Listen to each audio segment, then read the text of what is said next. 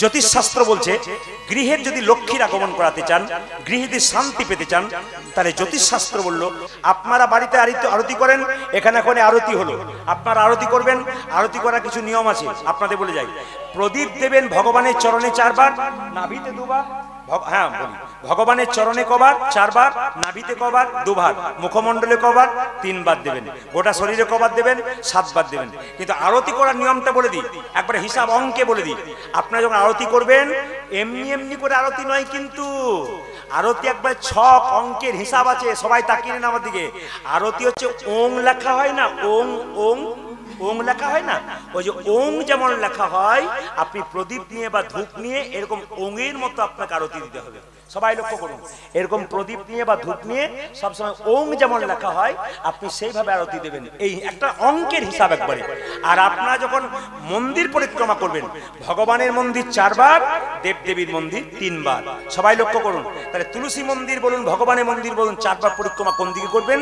বলছে ঘড়ির কাঁটাটা যেদিক থেকে ঘুরছে আপনি লক্ষ্য করবেন সেই দিক থেকে আপনার পরিক্রমা হওয়া যায়। ঘড়ির কাঁটা কোন দিকে ঘুরে? সবসময় বাঁ দিক থেকে ডান দিকে ধরে। তাই যখনই মন্দির পরিক্রমা করবেন, তুলসী মন্দির পরিক্রমা করবেন, সবাই বাঁ দিক থেকে ডান দিকে হয়ে যায়। সবাই বুঝে নেবেন, এখান থেকে মন্দির বাজার যাচ্ছেন, বেশি দূরে নয়, মাঝ রাস্তায় একটা শিব ঠাকুরের মন্দির দেখতে পেলেন। মায়েরা কি বললেন? মেয়ের বিয়ে দাও, ছেলের চাকরি দাও, আমার গাড়ি দাও, আমার বাড়ি দাও। লক্ষ্য শূন্য, লক্ষ্য বাসনা। তার মানে তোমার প্রতি লক্ষ্য নাই, তোমার কাছে লক্ষ লক্ষ বাসনা। দেখবেন আপনারা মন্দির ঢুকলে, আমরা মন্দির ঢুকলে খালি চেয়ে যাই, এই দাও সেই দাও, কিন্তু মন্দির ফেটে যে বাবার মাথায় জল পড়ছে ওই দিকে কারো লক্ষ্য নাই। তোমার প্রতি লক্ষ্য শূন্য, কিন্তু তোমার কাছে লক্ষ লক্ষ বাসনা। আচ্ছা, যে মালিকের অধীনে থাকবেন, মালিক শুধু আপনার কথা ভাববে তা নয়, আপনাকেও মালিকের কথা ভাবতে হবে। গঙ্গাতে স্নান করতে গেলেন মায়েরা, গঙ্গায় স্নান করতে গেলে আপনি স্নান করে ভাবলেন পবিত্র হলেন, কিন্তু আপনি পবিত্র হলেন না।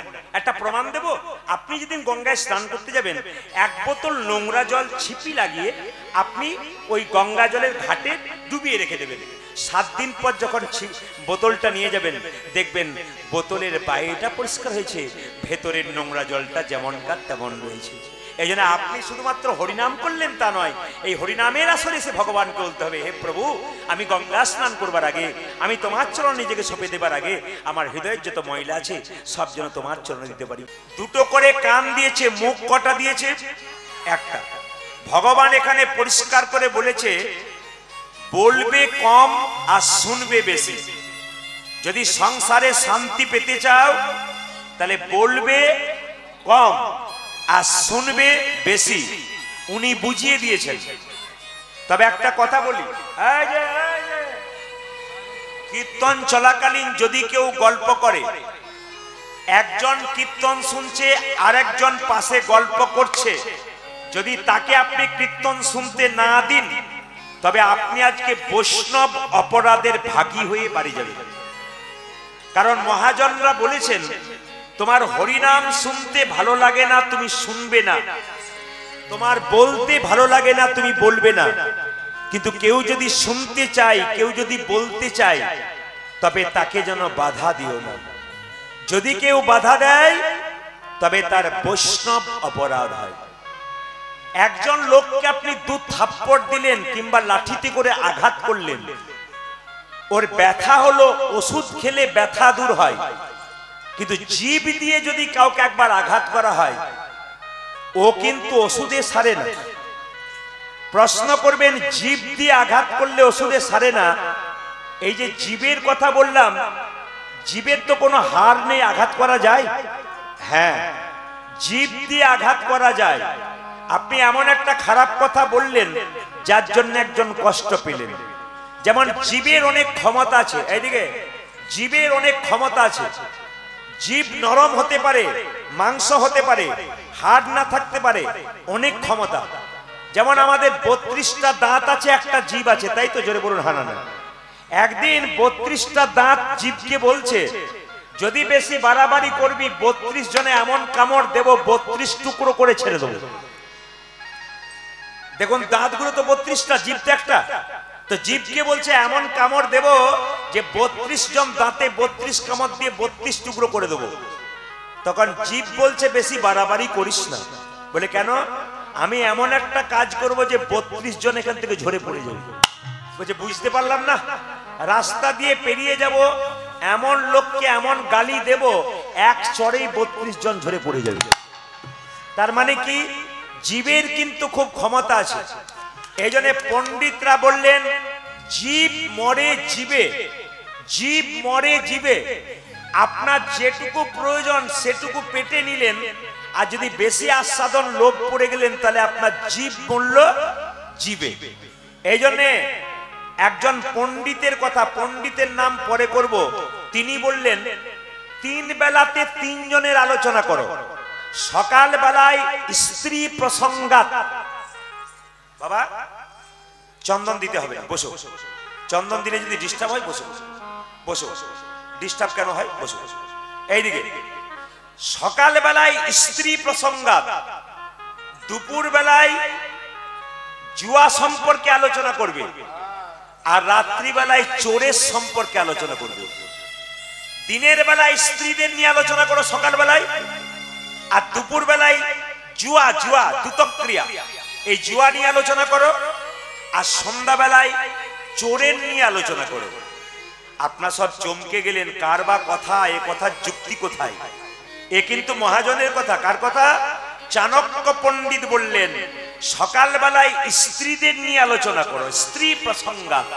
কোন স্ত্রী? আপনার পাড়া ঘরের স্ত্রী নয়, রামায়ণের সীতা চরিত্র পড়ো, স্ত্রী প্রসঙ্গাত।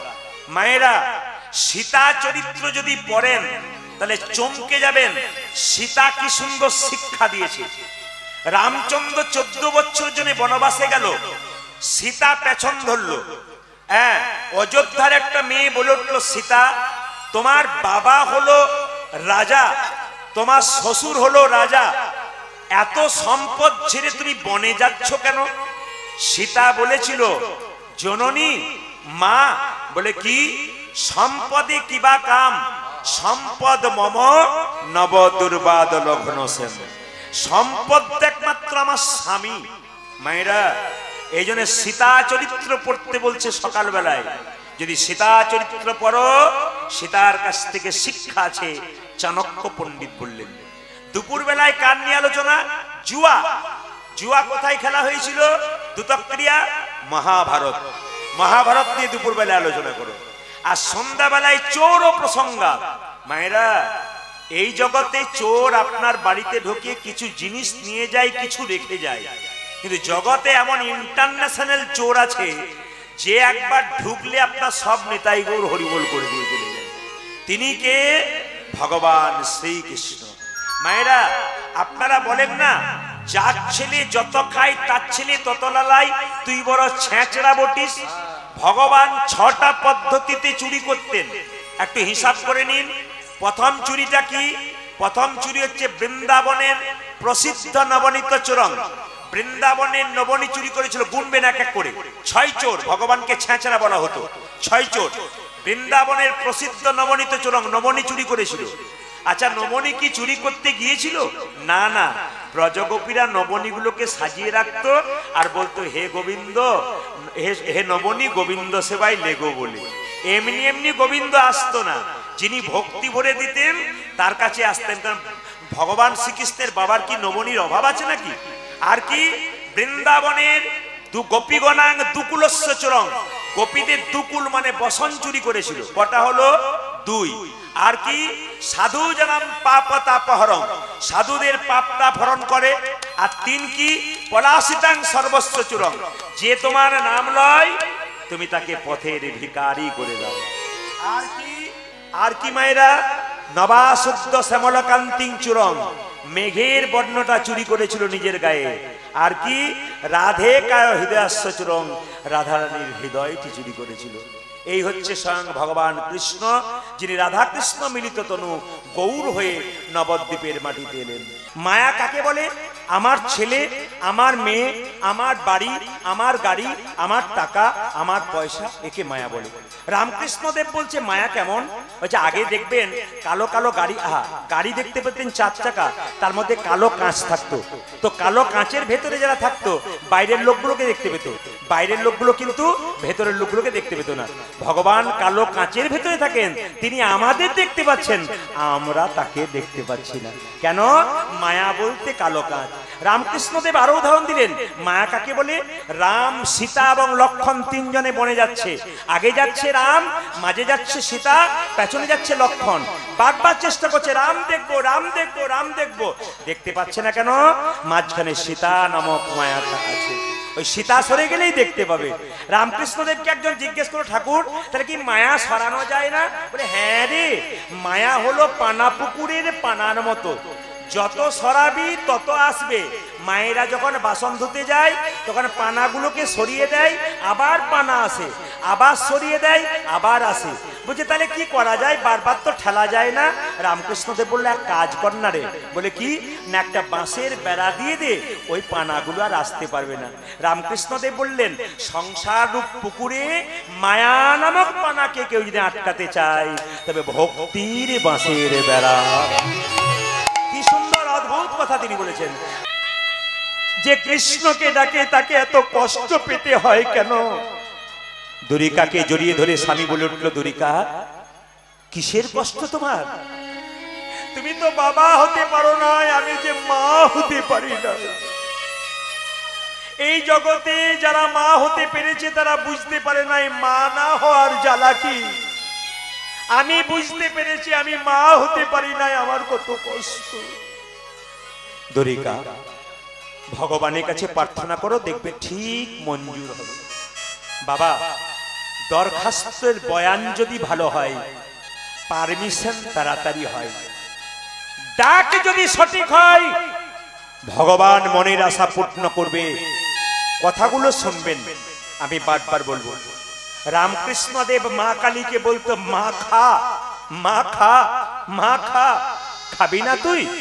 আই দেখ, তুই যদি না খাস না তোর ওই পাথরে পায়ে মাথা ঠুকে মরবো, তুই খা। সারাদিন না খেলো আমি খাবো না, তুই খা। পাথরের মা ঠাকুরের ভক্তিতে আপ্লুত হয়ে বলতো, দে। একদিন নরেন রামকৃষ্ণদেবকে বলেছিল, ঠাকুর তুমি যে বলো মা খা, মা খা, মা কি তোমার হাতে খাই? হ্যাঁ রে খাই। কই আমি ডাকি তখন খাই না, তোমার হাতে খাই কেন? ডাকার মতো ডাকবি, দেখবি মা খাবে। তুমিও ডাকো আমিও ডাকি, ডাকার মধ্যে তফাৎ কি? ঠাকুর বলল, আকুলতা ব্যাকুলতা চাই রে, নিশ্চয়ই মা খাবে। নরেন বলল, আমি তো বুঝতে পারি না আকুলতা ব্যাকুলতা কাকে বলে। ঠাকুর কথায় কথায় শালা বলতো। নরেনের চুলের মুঠি ধরে বলল, তবে আয় শালা আয়। এই বলে গঙ্গার ঘাটে নিয়ে গিয়ে জলে যখন কিছুক্ষণ ডুবিয়ে রাখলো। হ্যাঁ রে, তোকে যখন জলে ডুবালাম তোর ভেতরটা কেমন করছিল? ঠাকুর ভেতরটা আমার আকুপাকু আকুপাকু আকুপাকু আকুপাকু করছিল। ও, ভগবানকে ডাকবার সময় তোর মন যদি আকুপাকু করে, ভগবান কি না এসে থাকতে পারে? দুরিকা দেবীকে কৃষ্ণমন্ডল, বাবা এখানে খুব শিক্ষার বিষয় আছে। স্বামী স্ত্রীর সম্পর্কটা কেমন হবে? যারা এখানে কীর্তন শুনতে এসেছেন স্বামী স্ত্রী যুগলে বসে আছেন, যারা আসতে পারেন নাই তারা শুনে নেবেন। আমি যতগুলো কথা বলবো মহামহা পণ্ডিতের কথা, আমার কথা একটাও নয়। মহাপণ্ডিতরা বলছেন স্বামী স্ত্রীর সম্পর্ক কেমন হবে? চোখ এবং হাতের মতো। হাত ব্যথা পাবে, চোখ কাঁদবে, আর চোখ যদি কাঁদে হাত তার চোখের জল মুছিয়ে দেবে। স্ত্রী হলো চোখ, স্বামী হলো হাত। স্বামী যদি কষ্ট পায় স্ত্রী কাঁদবে, আর স্ত্রী যদি কাঁদে স্বামী দুটো হাত দিয়ে স্ত্রীর চোখের জল মুছিয়ে দেবে। এইরকম সম্পর্ক যদি প্রতিটি বাড়িতে থাকে, ভগবানকে ডাকতে হয় না, ভগবান ছুটে আসে আপনার কাছে। এরকম সম্পর্ক সংসারে করুন, ভগবানকে পাবেন। দুরিকা দেবী যেই না বলেছে, স্বামী এক কাজ করো না। বলে কি? আমাদের গ্রাম থেকে কত লোক জগন্নাথ মন্দিরে যাচ্ছে, একবার গেলে হয় না? বলে কেন যাব? জগন্নাথকে দর্শন হবে, তুমি কিছু চেয়ে নেবে। আমরা একবেলা খেতে পাই, একবেলা পাই না, জগন্নাথের কাছে গেলে সবাই কিছু পাই, তুমি চেয়ে নেবে। কৃষ্ণমন্ডল বলে উঠলো, শোনো কিছু মনে করো না, তুমি যা মনে করবে মনে। একটা কথা তোমাকে বলি, ভগবানের মন্দিরে আমি যেতে পারি কিন্তু কিছু চাইবো না। সবার কাছে নিবেদন রইল যারা কীর্তন শুনছেন, আগামীতে ভগবানের মন্দিরে যারা যাবেন, আগামীকাল থেকে কেউ ভগবানের কাছে চাইবেন না। কেন? যে চাই সে অল্প পায়, আর যে চাই না এত পায় ভাবতেই পারে না। ওই জন্য মায়েরা ভগবান শ্রীকৃষ্ণের বন্ধু সুদামা কৃষ্ণের কাছে গিয়েছিল, কি চেয়েছিল? এত অভাব। কৃষ্ণ জিজ্ঞেস করেছিল, সুদামা তোর তোর তুই ভালো আছিস তো? আরে ভালো ছিলাম না, তোকে দেখে আমি আরো ভালো হয়ে গেলাম। কৃষ্ণ মনে মনে ভাবলো, আমি জানি তোর কত অভাব আছে। যে আমার কাছে অভাবের কথা বলে না, আমি তো অন্তর্যামী, আমি তো জানি তার কি আছে না আছে। আপনি বলবেন না বারবার মন্দিরে গিয়ে আমার ছেলের মেয়ে বিয়ে দাও, চাকরি দাও, কেন বলবেন? তিনি তো সব জানেন আপনার কি আছে না আছে। আপনি ভক্তি সম্পদ ভগবানকে দিন, ভগবান আপনাকে কৃপা সম্পদ দান করবে। আপনি ভক্তি সম্পদ ভগবানকে দিন আর কৃপা সম্পদ ভগবান আপনাকে দান করবে। মায়েরা, দ্বারিকা দেবী বলল, আচ্ছা আচ্ছা আচ্ছা ঠিক আছে, তোমাকে চাইতে হবে না, তুমি একবার যাও না। মানে দেখলো যদি একবার যাই, কিছু চাইলে কিছু পাওয়া যেতে পারে। কিন্তু কোনো সন্তান ছিল না, এত কষ্ট। দ্বারিকা দেবী বলল, স্বামী যাও একবার ঘুরে এসে। বলে তাহলে আসি। দুর্গা দুর্গা যেই না তুলসী তলার মাটিটা নিয়ে স্বামীর কপালে দিয়ে বলল, ভালোভাবে এসো, জগন্নাথকে দর্শন করি। সবাই যাচ্ছে জগন্নাথ, আগে যাচ্ছে কৃষ্ণ মন্ডল। কংসের কারাগারে কৃষ্ণ যখন আসে নাই, কংসের কারাগারটা তখন অন্ধকার ছিল, কিন্তু কৃষ্ণের জন্মের পরে কংসের কারাগারটা আলো হয়ে গেল। আপনারা যারা কীর্তন শুনতে এসছেন, প্রত্যেকের শরীরে একটা করে কারাগার আছে। এই কারাগারটার নাম হচ্ছে হৃদয় কারাগার। যিনি হরিনাম কৃষ্ণ নাম বারবার শোনেন, তার এই হৃদয় কারাগারটা আলোকিত হয়ে যাবে, ভগবান আসবেন। আর যিনি হরিনাম কৃষ্ণ নাম শোনেন না, তার হৃদয় কারাগার চিরকাল অন্ধকার থাকবে, তার এখানে কোনোদিন ভগবান প্রবেশ করতে পারবে না। তাই প্রত্যেককে বলবো, হরিনাম শুনুন, কৃষ্ণ নাম শুনুন, আপনার হৃদয় কারাগারকে আলো করুন। আমি আপনাদের বলতে চাই, জীবনে সমস্যা আসতে পারে, কিন্তু সমাধানের জন্য ভালো মানুষের দরকার হয়। প্রত্যেকটি মানুষের জীবনে সমস্যা। আমাকে জিজ্ঞেস করবেন, আমি ভদ্র ভাষায় বললাম আমি ভালো আছি, কিন্তু আমার হিসাব করলে আপনারা দেখবেন আমার ভেতরে সমস্যা আছে। পৃথিবীতে যত মানুষ রাস্তা দিয়ে যায়, যাকেই জিজ্ঞাসা করবেন সে ভদ্রতা খাতিরে বলতে পারে আমি ভালো আছি, কিন্তু ভালো নেই, সমস্যা একটা না একটা কিছু আছে। এই সমস্যা সমাধানের জন্য ভালো মানুষের দরকার আছে। মহাভারতের দিকে যান, কুরুক্ষেত্রের যুদ্ধের আগে কৃষ্ণ যুধিষ্ঠির মহারাজ পরামর্শ নিলেন কৃষ্ণের কাছে, তিনি জিতে গেলেন, পরামর্শ দিলেন ভালো। কিন্তু 100 ভাইয়ের দাদা দুর্যোধন পরামর্শ নিলেন শকুনির কাছে, হেরে গেলেন। যদি জীবনে পরামর্শদাতা ভালো হয়, আপনার জীবন ভালো হবে। আর আপনার জীবনে পরামর্শদাতা যদি খারাপ হয়, আপনার জীবন নোংরায় পরিবেশিত হয়ে যাবে। এই জন্য বারবার বলবো, জীবনে চলার পথে শুধু এইটাই নয় যে আমরা মানুষ রূপে জন্ম নিলাম, কর্ম করলাম, খেলাম, ঘুমালাম, এটা আমাদের জীবন নয়। আমাদের জীবন কি? এসেছেন ওখান থেকে এখানে, আবার ফিরে যাবেন। এই আসা যাওয়ার মাঝে আপনাকে কিছু ভালো কাজ করে যেতে হবে, যেটা কিন্তু আপনার সঙ্গে যাবে। বলে না কিছুই সঙ্গে যায় না, যায় আপনার কর্মের ফলটা যায়। আপনি খারাপ করলেন না ভালো করলেন, আপনার সঙ্গে যাবে। কি করে যাবে? পুষ্পের গন্ধ যেমন বাতাসে ছড়ায়, আত্মার কর্মফল আত্মা সঙ্গে করে নিয়ে যায়। যে যেমন কর্ম করবে তার সেরকম জন্ম হবে। পরিষ্কার জেনে নিন, শাস্ত্র বলেছে, বাসাংসি জিন্নানি যথা বিহায় নবানি ঘৃণাতি নরহ পরাণী তথা শরীরানি বিহায় জিন্নানি সংজাতি নবানি দেহি। ও মায়েরা, আত্মা মরে না দেহ মরে? জোরে বলুন, কোনটা মরে? আত্মা মরে না দেহ মরে? দেহ মরে। একটা প্রমাণ কি? আপনি যে কাপড়টা পরেছেন, আমি যে কাপড়টা পরেছি, ওই কাপড়টা জীর্ণ হয়ে গেলে আপনি কাপড়টা পরিবর্তন করবেন, নতুন কাপড় পরবেন। তাহলে প্রশ্ন করবেন, মানুষ যদি পুরাতন কাপড় ছেড়ে, জীর্ণ কাপড় ছেড়ে নতুন কাপড় পরে, তার আনন্দ হয় না দুঃখ হয়? জোরে বলুন হ্যাঁ না। যারা মায়াতে পড়ে বাড়িতে কাঁদছে, ওদের দুঃখ হচ্ছে, কিন্তু আপনি যেদিন চলে যাচ্ছেন আপনার কিন্তু আনন্দ হচ্ছে। কেন? আপনি তো কাপড় পরিবর্তন করছেন। এই জন্য বলে দিই, মানুষ মারা গেলে সে স্বর্গে যাবে না নরকে যাবে, আপনাকে দেখলেই কিন্তু বোঝা যাবে। কি করে বুঝবেন? ডক্টর পঞ্চানন ভট্টাচার্যের একটা বই আছে, জগত আমি, তাতে পরিষ্কার করে লেখা আছে যে মানুষ মরে গেলে আপনাকে দেখলেই বোঝা যাবে আপনি স্বর্গে যাবেন না নরকে যাবেন। প্রমাণ কি? আপনাদের হাওড়িহাট এলাকায় যারা বাস করছেন, আপনাদের পাশের বাড়িতে কেউ যদি মারা যায়, দল বেঁধে আপনারা দেখতে যান। দেখার পর বাড়ি এসে কি বলেন? ও মা, লোকটাকে দেখলাম গো, আমার 4 দিন ঘুম হলো না, বিভৎস মুখ হয়ে গেছে, ভয়ঙ্কর, 4 দিন ঘুম হয়নি। জানবেন ইনি যাচ্ছেন নরকে। আপনার মৃত্যুর পর কেউ যদি এসে বলে দেখলাম লোকটা ঘুমাচ্ছে গো, যেন মরে নাই, জানবেন ইনি যাচ্ছেন স্বর্গে। শাস্ত্র বলল, জন্ম হোক যথাযথা, কর্ম যেন তোমার ভালো হয়। তোমার যদি কর্ম ভালো হয়, তোমার মৃত্যুর সময় তোমার মুখটা মনে হবে তুমি হাসছো, সবাই কাঁদছে, তুমি যেন ঘুমাচ্ছ। আর যদি কর্ম তোমার খারাপ হয়, মৃত্যুর সময় তোমার মুখ বিভৎস হয়ে যাবে। ডক্টর পঞ্চানন ভট্টাচার্য তিনি রিসার্চ করে করে বের করেছেন। তিনি বললেন মানুষ মারা গেলে একটা জিনিস দেখলে বুঝতে পারবে উনি স্বর্গে গেলেন না নরকে গেলেন। কিরকম? হাওড়ি হাটে কেউ মারা গেল, বলো হরি হরি বলবে, শ্মশান ঘাটে নিয়ে গেল, যখন নিয়ে যাচ্ছে তখন যদি বলে আহ লোকটা খুব ভালো ছিল গো, খুব কৃষ্ণ ভক্ত ছিল, জানবেন ইনি যাচ্ছেন স্বর্গে, দশচক্রে ভগবান। আর আপনার মৃত্যুর পর কেউ যদি বলে এই লোকটা দুষ্ট ছিল, বেটা মূল্য ভালো হলো, গ্রামটা শান্তি পেল, সমাজটা শান্তি পেল, জানবেন ইনি যাচ্ছেন নরকে। তাই আপনাদের বলবো বারবার করে, জন্ম পেয়েছেন, কে কখন চলে যাবেন কেউ জানে না, অন্তত ভালো ব্যবহারটুকু করুন। রামকৃষ্ণ দেব বলছে তোমার বাড়িতে কেউ যদি যায়, দুটো মিষ্টি জল দিতে পারো না পারো, দুটো মিষ্টি কথা অন্তত বলবার চেষ্টা করো। এই জন্য মানুষের সঙ্গে ব্যবহার ভালো করতে পয়সা খরচ হয় না, অন্তত দেখা হলে হেসে হেসে কথা বলুন, রাধে রাধে বলুন, জয়নিতাই বলুন, আমাদের জীবন সুন্দর হবে, হিন্দু সনাতন ধর্ম গড়ে উঠবে, মহাপ্রভুকে সম্মান দিতে পারবো। মহাপ্রভু যে নাম আমাদের দিয়ে গেছে সেই নামকে আমরা কলঙ্কিত করতে চাই না, আমরা অলঙ্কিত করতে চাই। আসরে দাঁড়িয়ে কোনো বৈষ্ণব নিন্দা আমরা শুনবো না, আসরে দাঁড়িয়ে কোনো শাস্ত্রের নিন্দা শুনবো না, আসরে দাঁড়িয়ে কোনো ভগবানের নিন্দা শুনবো না। এই যদি শুনে এই দিকে তাকাবেন, আমার বাবার গুণগান গাইতে আমি কাউকে ডাকলাম, যদি আমার বাড়িতে বসে আমার বাবার বদনাম করে, আমি যদি তার বদনাম শুনি, আমার মতো নির্লজ্জ সন্তান কটা পৃথিবীতে আছে? বিচার করবেন কথাগুলো আমার। একবার যদি আপনারা বুঝতে পারছেন তাহলে বিচার করবেন।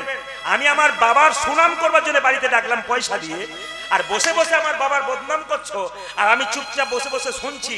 এর মতো নির্লজ্জ বেহায়া কজন আছে? এই নির্লজ্জ বেহায়াগুলোকে সোজা হতে হবে, নইলে কিচ্ছু হবে না। যে ধর্ম মহাজনরা প্রতিষ্ঠা করলেন, যে শাস্ত্র রিসার্চ করে করে কতদিন ধরে আলোচনা করলেন, সেই শাস্ত্রের নিন্দা আমরা শুনবো না। আমরা যেন এমন করতে পারি সবাই এক থাকতে পারি, বিভেদ নয়, বিবাদ নয়, আমরা যেন সুবাদ করতে পারি। একেই তো সংসারে বৈষ্ণবের সংখ্যা কমছে, তবু দু চারজন বৈষ্ণব যদি বা হচ্ছে, আমি কেন অপমান করব? যদি কেউ অন্যায় করছে তার পাপের ভোগ সে করবে, তোমারও তো বিচার করবার কি দরকার আছে? যিনি যেমন কর্ম করবেন ফল করবেন। কিন্তু আমি আপনাদের বলতে চাই, বৈষ্ণব যা করছে করছে, বৈষ্ণবের আচারকে তো প্রণাম করুন, বৈষ্ণবের হরিনাম ধ্বনিটাকে তো সম্মান দিন। এগুলো সম্মান না দিলে কি হবে? তাহলে তো আমাদের মধ্যে যদি বিভেদ সৃষ্টি হয়ে যায়, আমরা ধর্মটাকে রাখতে পারবো কি?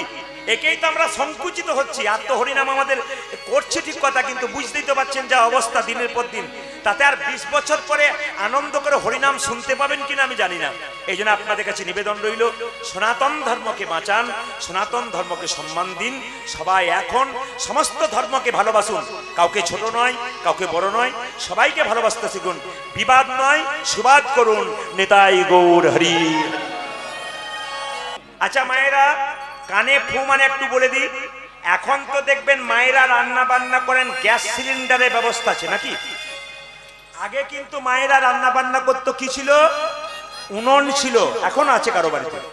উনানে দেখবেন মায়েরা আপনারা কাঠ কিংবা কয়লা দেন, জ্বলতে জ্বলতে নিভিয়ে গেলে মায়েরা আগে কি করতো? ফু দিয়ে দিত, আর ফু দিয়ে দিলেই আগুন জ্বলে উঠছে। তাহলে আগুন ছিল কিন্তু কিছু দিয়ে চাপা পড়েছিল। ওটা কি? ওটা হচ্ছে ছাই। ছাই চাপা ছিল, ফু দিয়েছেন, ব্যাস জ্বলে গেছে। এখানে তত্ত্ব বলছে প্রত্যেকের ভেতরে কৃষ্ণ প্রেমের আগুন আছে, জ্বলছে না কেন? কামনা বাসনা রূপী ছাই দিয়ে ঢাকা আছে। যদি গুরুদেবের কৃপায় কানে দীক্ষা মন্ত্র নিতে পারে, আবার কৃষ্ণ প্রেমের আগুন নিতাই গৌর হরি হরি। শুনে নিন, এইদিকে বলছে আকাশে যখন সূর্য ওঠে পুকুরে একটা ফুল ফোটে, ওই ফুলটার নাম কি?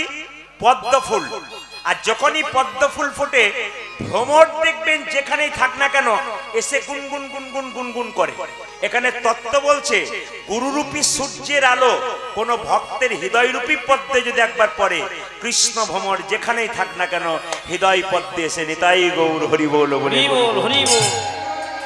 এই জন্য বলে যায় মায়েরা, দীক্ষিত হবেন, এক প্রথম কথা হচ্ছে দীক্ষার দরকার আছে। ভগবান শ্রীকৃষ্ণ, এইদিকে এইদিকে, ভগবান শ্রীকৃষ্ণ একটা গুরু নয়, হিসাব করলে প্রচুর গুরু দেখতে পাবেন। যিনি জগৎ গুরু কৃষ্ণ, তিনি কেন গুরু মন্ত্র নিলেন? যিনি জগতের মালিক, যিনি ঈশ্বর পরম কৃষ্ণ সচ্চিদানন্দ বিগ্রহ, অনাদির আদি গোবিন্দ সর্ব কারণে কারণম, যিনি ভগবান কৃষ্ণ, তিনি মন্ত্র নিলেন কেন? তার তো মন্ত্র নেবার দরকার হয় না।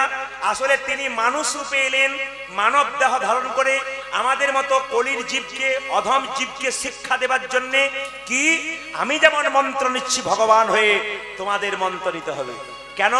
কৃষ্ণ নামটা রেখেছিল গর্গাচার্য মুনি।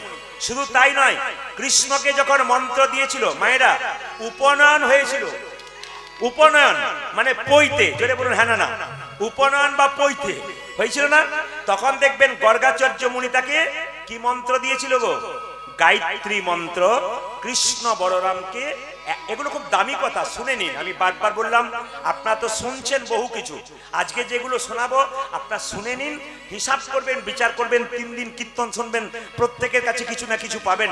আজকে আপনি প্রথম দিনে কি পেলেন ভাববেন। গর্গাচার্য মুনি প্রথম মন্ত্র দিলেন, আর মন্ত্র দিয়ে কি মন্ত্র দিলেন বললাম? গায়ত্রী মন্ত্র দিলেন। দ্বিতীয় কিন্তু শিক্ষাগুরু কে বলুন তো? ওই যে গো সন্দীপন মুনি, যার কাছ থেকে তিনি কি করলেন? শিক্ষা গ্রহণ করলেন। গুরুগৃহে একবারে বিধিসম্মত ভাবে তিনি শিক্ষা দিলেন। গুরুগৃহে গিয়ে গুরুর কাছে শিখতে হয় শিক্ষা মন্ত্র। আবার সবাই লক্ষ্য করুন, যে যেখানে বসে আছেন, ভগবান শ্রীকৃষ্ণ উপমন্য মুনির না কাছে গুরু মন্ত্র নিয়েছিলেন। একবার প্রশ্ন এসেছিল, কৃষ্ণের গুরুদেবের নাম কি? বলতে পারলে 50,000। নাকি নাকি বলছেন? ইউটিউবে দেখছিলাম, কৃষ্ণের গুরুর নাম কি বলতে পারলেই 50,000। উপমন্য মুনি। এবার বলুন, উপমন্য মুনির কাছে কৃষ্ণ কোন মন্ত্রে দীক্ষিত হয়েছিল? শৈব মন্ত্র, শৈব শিব মন্ত্র। আবার রাধাতন্ত্র বলছে যে স্বয়ং শিব নাকি কৃষ্ণকে মন্ত্র দিয়েছিল, শিব মন্ত্র। এটা কিন্তু শাস্ত্রে প্রমাণ দিচ্ছে। রাধাতন্ত্র খুলে দেখবেন, আপনারা পেয়ে যাবেন। এই জন্য প্রত্যেকের জীবনে গুরু দরকার। অনেকে আমাকে প্রশ্ন করে, প্রদীপ বাবু গুরু কি চেঞ্জ করা যায়? বললাম আপনার অসুবিধা কিসে? সৎগুরু চেঞ্জ করা যায় না, অসৎ গুরু চেঞ্জ করা যায়। একজন মহিলা এসে বললেন, আমার একটা অসুবিধা আছে। বলে কেন? গুরুর চাল চলন ভালো দেখলাম না, গুরুর আচার বিচার দেখলাম না, গুরু মুখে বলছে এক আর কাজে করছে এক, আমি ঠিক বুঝতে পারলাম না। কবিরাজ গোস্বামী বলেছেন, গুরু যে শুধু ব্রাহ্মণ হবে তা নয়, কিবা বিপ্র কিবা শূদ্র নাসিক জ্ঞানে নয়, কৃষ্ণ তত্ত্ববেত্তা যেই সেই গুরু হয়। যিনি কৃষ্ণ কথা হরি কথা ভালো বলতে পারেন, যার কাছে বসলে আপনি কিছু জানতে পারবেন, তিনি জাতির বিচার নয়, তাকেই গুরু করবেন। আপনার জানার পথ আছে। গুরুকে পরিবর্তন করা যায়। রামকৃষ্ণ দেব বললেন, যাকে তাকে গুরু করো না। তুমি ডাক্তার দেখাচ্ছ, কবিরাজ দেখাচ্ছ, রোগ হয়েছে, রোগ ভালো হলে সেই কবিরাজকে ধরো তুমি। কিন্তু রোগ যদি ভালো না হয়, তুমি যেমন ডাক্তার চেঞ্জ করো, সেরকম তোমার জীবনে গুরু মন্ত্র নেবার পর গুরুর স্বভাব যদি ভালো না দেখো, গুরুর আচার যদি ভালো না দেখো, তোমার জীবন যদি আরো উল্টো দিকে যাচ্ছে বলে করছো, তুমি অবশ্যই গুরু চেঞ্জ করবে। একজন ব্রাহ্মণ তার উপনয়ন বা পৈতে না হওয়া পর্যন্ত সে যেমন পুজো করবার কোনো অধিকার পায় না, একজন মানুষ যতক্ষণ না গুরু মন্ত্র না নেয় ততক্ষণ গোবিন্দ ভজন করবার কোনো অধিকার পায় না।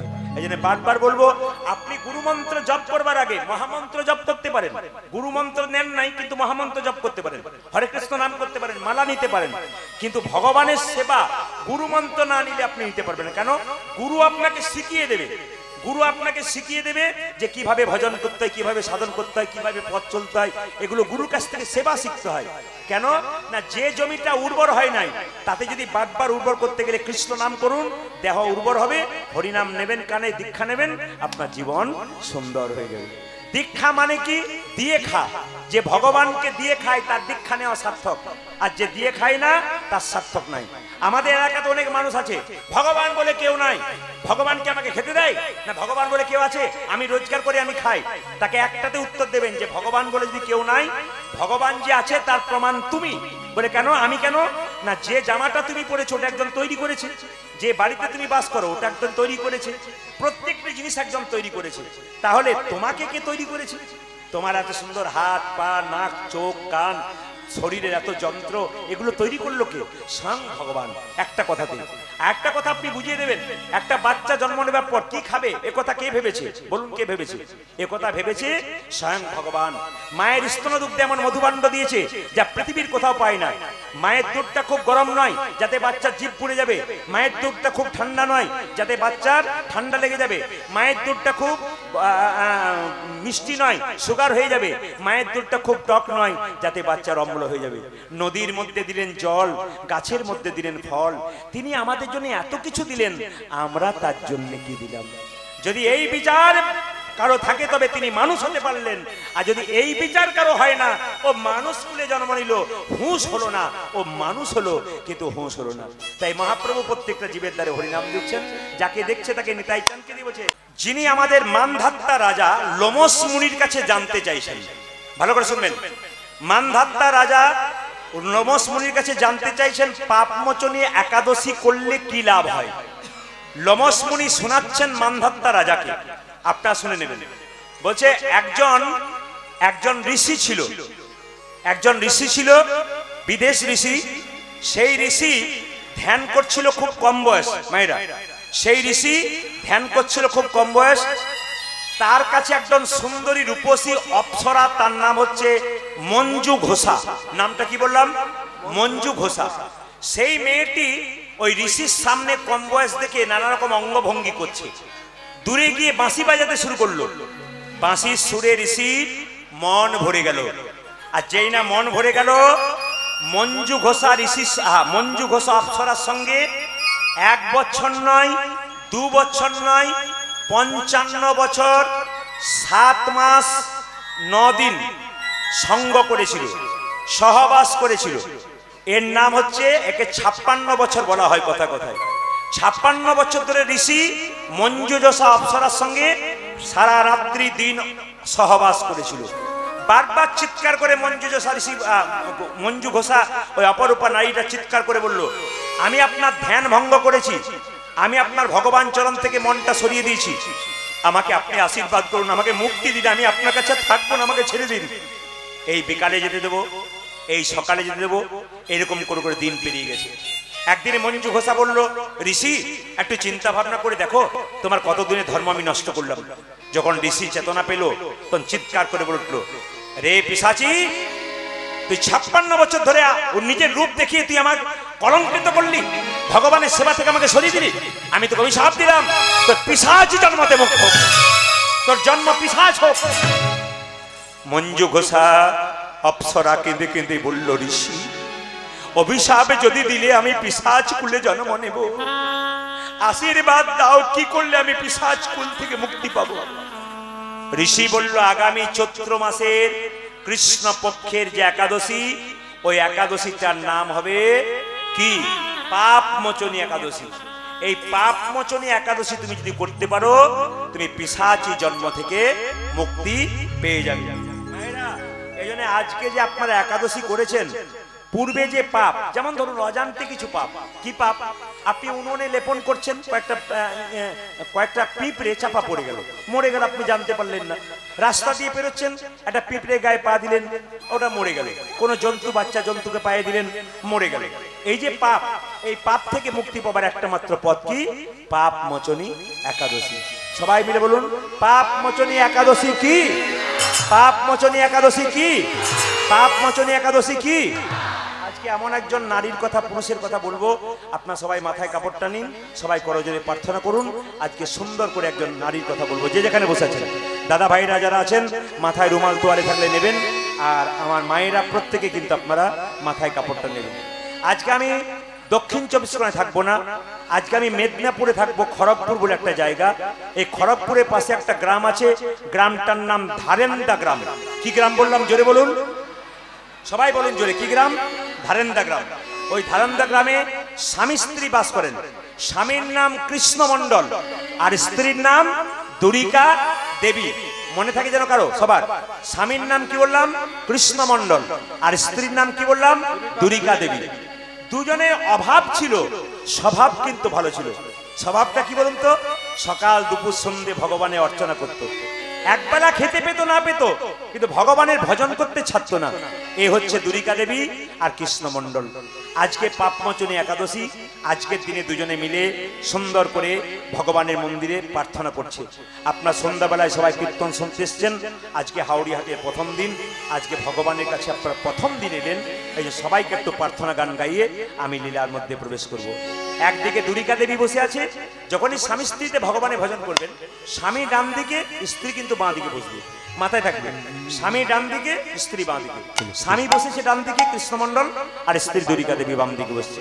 দুজনে মিলে গাইছে।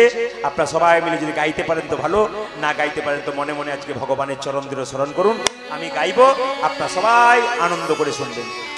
তুমি নির্মল করো করো, মঙ্গল করে করে, মলিন মনে মোছা। সবাই বলুন, নির্মল করো, মাথায় কাপড়টা নেবেন, মঙ্গল করে মলিন মনে মোছা। এই গানটি রজনীকান্ত সেনের লেখা, কিন্তু কত সুন্দর। এক মনে যদি কেউ শুনতে পারেন, আপনার প্রাণ মন ভরে যাবে। শুধু কীর্তন শুনতে এলেন তা নয়, আপনার হৃদয়ে প্রেমের বাসা তৈরি করতে হবে। হৃদয়ে যত ময়লা আছে সব দূর করতে হবে। একটু শুনবেন। মহাপ্রভু, আমি আগেই বললাম, অমিয় নিমাই চরিত ডক্টর শিশির কুমার ঘোষ। মহাপ্রভু জন্ম নিলেন 1486 খ্রিস্টাব্দে ফেব্রুয়ারি মাসের 18 তারিখে। জেনে নেবেন, 1486 খ্রিস্টাব্দে ফেব্রুয়ারি মাসের 18 তারিখে মহাপ্রভু জন্ম নিলেন। কেউ কেউ বলে শুক্রবার, কেউ কেউ বলে শনিবার। মহাপ্রভু জন্ম নিলেন সন্ধে 5:46। প্রশ্ন করবেন, তখন কি ঘড়ি আবিষ্কার হয়েছিল?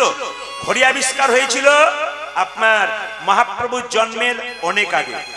বাংলা 1407 শকাব্দ ফাল্গুন মাসের পূর্ণিমা তিথিতে মহাপ্রভু জন্ম নিলেন। আপনাদের প্রত্যেকের একটা করে রাশি আছে। আমি কীর্তনিয়া প্রদীপ পাল, আমার রাশি কন্যা রাশি। কারো মেষ রাশি আছে, থাকতে পারে, কিন্তু মহাপ্রভুর রাশির নাম কি? কীর্তন শুনতে এসছেন আর মহাপ্রভুর রাশির নাম জানবেন না, তা বললে হবে না। মহাপ্রভুর রাশি হচ্ছে সিংহ রাশি, মনে থাকবে। মহাপ্রভুর রাশি সিংহ রাশি।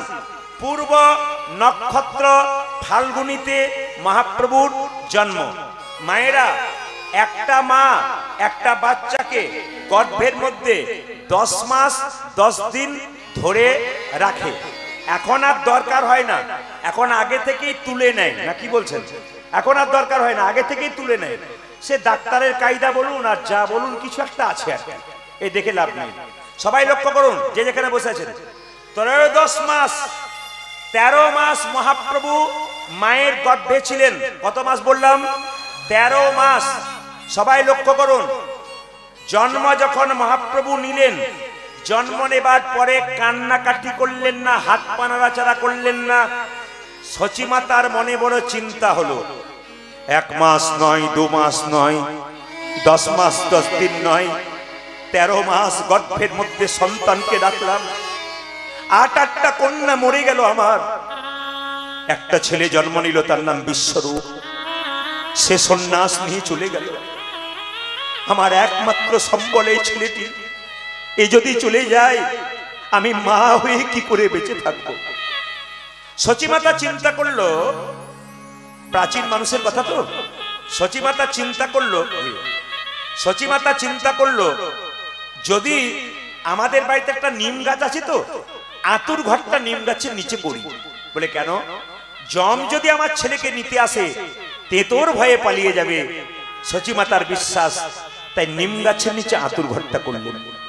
আর যেই না নিম গাছের নিচে আতুর ঘরটা করেছে, ছেলে হাত পা নাড়াচাড়া করেছে, কান্নাকাটি করেছে। সচিমাতা আদর করে নাম রাখলেন নিমাই। নিম গাছের নিচে আতুর ঘর করে হাত পা নাড়াচাড়া করলো, নাম রাখলো নিমাই। পিতা জগন্নাথ মিশ্র নাম রাখলেন বিশ্বম্ভর। ভক্তগণ কাঁচা সোনার মতো গায়ের রং, নাম রাখলেন গৌরাঙ্গ। মহাপ্রভু সন্ন্যাস নেবার সময় কেশব ভারতীর কাছে সন্ন্যাস মন্ত্র নিলেন, নাম হলো শ্রী কৃষ্ণ চৈতন্য প্রভু। শ্রী মানে কি? সুন্দর। কৃষ্ণ মানে কি? আকর্ষণ। চৈতন্য মানে কি? চেতনা। যিনি প্রত্যেকটা জীবের মধ্যে কৃষ্ণ নামের আকর্ষণ তৈরি করে দেবেন। জেনে নিন মায়েরা, এই অদ্বৈত প্রভু যিনি মহাপ্রভুকে এনেছিলেন, অদ্বৈত প্রভুর মা একদিন কেঁদে কেঁদে বলেছিল, অদ্বৈত, আগে নাম ছিল কমলাক্ষ, অদ্বৈত আমি গঙ্গাসাগরে স্নান করতে যাব। সঙ্গে সঙ্গে অদ্বৈত বলেছিল, গঙ্গাসাগরে স্নান করতে যাবে কি মা, তুমি বয়স্ক মানুষ, যেতে পারবে না। 100টা গঙ্গা নাকি গঙ্গাসাগরে মিশেছে, তাই বলছে। তো গঙ্গাসাগরে তোমার স্নান করা যাবে না। 10 বছর ধরে মা গঙ্গার স্তব করলেন অদ্বৈত প্রভু। নবদ্বীপের পথ দিয়ে মা গঙ্গাকে নিয়ে এলেন। মা আনন্দ করে স্নান করে বললেন, অদ্বৈত, আমি স্নান করে খুব আনন্দ পেলাম, তুই আমার মাথায় হাত দিয়ে কথা দে, কলির জীবের দুর্দশা দূর করার জন্য ভগবানকে আনবি। যদি ভগবানকে আনিস, এই কলির অধম জীবের দুর্দশা দূর হবে। এদের মধ্যে মারামারি, হানাহানি, কাটাকাটি, বিবাদ, বৈষম্য সব দূর হয়ে যাবে যদি প্রভুকে আনিস। অদ্বৈত প্রভু কৃপা করে গঙ্গা জলে তুলসী পত্র দিয়ে মহাপ্রভুকে আহ্বান করে আনলেন। দেখতে পাচ্ছ না? কিন্তু আমি দেখতে পাচ্ছি একজন মা প্রথম থেকে সেই গালে হাত দিয়ে বসে আছে। আমি তাকে বলবো, কৃষ্ণের ছবি দেখেছেন, গালে হাত দেখেছেন কোথাও? এত কৃষ্ণের ছবি দেখলেন, গালে হাত দেখেছেন? তা যিনি জগৎ সংসার চালায় তার গালে হাত নাই, আপনি একটা সংসার চালাচ্ছেন, আপনার গালে হাত কেন? আর ভাবছো বসে চলবে কিসে? তুমি ভাববার কে? যিনি ভাববার তিনি ভাবছেন, তুমি বসে বসে ভাবো তাকে। তুমি যদি তাকে ভাবো, তোমার কথা সেও ভাববে। আর তুমি তার কথা ভাববে না, ঘরের কথা ভাববে, তো নিতাই গৌর হরিবোল করে দেবে। এ জোর করে হরিনাম দেবে না? জোর করে হরিনাম দেবে? তোমার বুকে, তোমার বুকে, তোমার নিতাই চাঁদ বলছে, হ্যাঁ রে, আমার বুকে লাথি মারবি? একটা ছেলে যদি বাবার বুকে লাথি মারে, বাবা কি ঘুরে ছেলেকে মারতে পারে? কীর্তন করার সময় তো সবাই পান না, সবাই মিলে 10-5 হাত, 10-5 সবাই মিলে দাঁড়িয়ে বসিয়া কীর্তন করা হোক, সবাই হাতে তালি দিয়ে, সবাই মিলে হাত তালি দিয়ে কীর্তন করবে না? সবাই হাত ওঠান, যার আছে তিনি তুলবেন, যার নাই তা তোলা দরকার নাই। দেখি কার কার হাত আছে। যার হাত আছে তিনি তুলবেন, যার নাই তা তোলা দরকার নেই। এটা মহাপ্রভুর কথা। 10-5 সবে মিলে দাঁড়িয়ে বসিয়া কীর্তন করহ সবে হাতে তালি দিয়া। ভগবানের কথা, সবাই হাত তালি দিন। দাঁড়ান, আমি আগে গাই।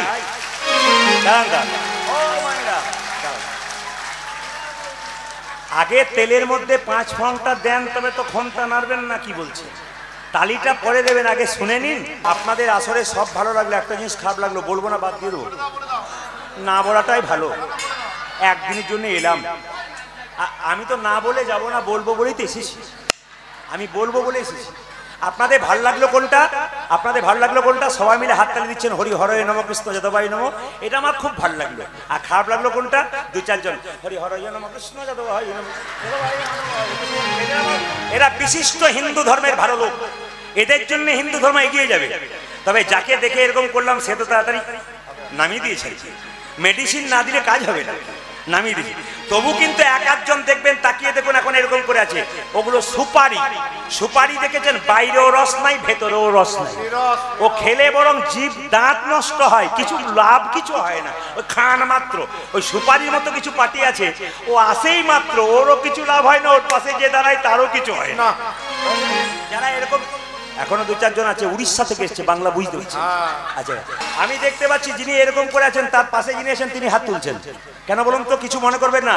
যেখানে ছাগল কাটা হয়, সেখানে দেখবেন একটা ছাগলকে কেটে চামড়া ছুলে দড়ি দিয়ে টাঙিয়ে দেওয়া হয়, আর পাশে দেখবেন একটা ছাগল দিব্যি বসে বসে কাঁঠাল পাতা চিবুছে। ও জানে না যে এরপরের লাইনটা আমার আছে।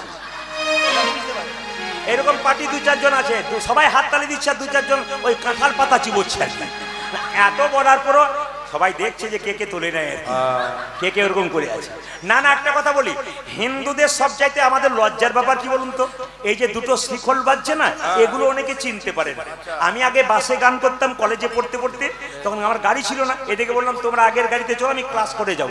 আমি ক্লাস করে যখন যেতাম, একসঙ্গে যখন গান করে ফিরছি, সিট পাই নাই, এত ভিড়। ঝাড়খণ্ডে গান করতে গেছি, তো একজন মাস্টার মশাই আমার সামনে দাঁড়িয়ে আছে, আমি ওনাকে চিনি বেশ করে। তো উনি শ্রীখলটা ওনার গায়ে যায় না, ধাক্কা লেগেছে, আমি সঙ্গে যে না গাড়ি ব্রেক দিচ্ছে, শিকলটা গায়ে লেগেছে, আর সঙ্গে সঙ্গে বলছে, দাদা, ও দাদা, দাদা কি হলো? ঢোলটা সরান।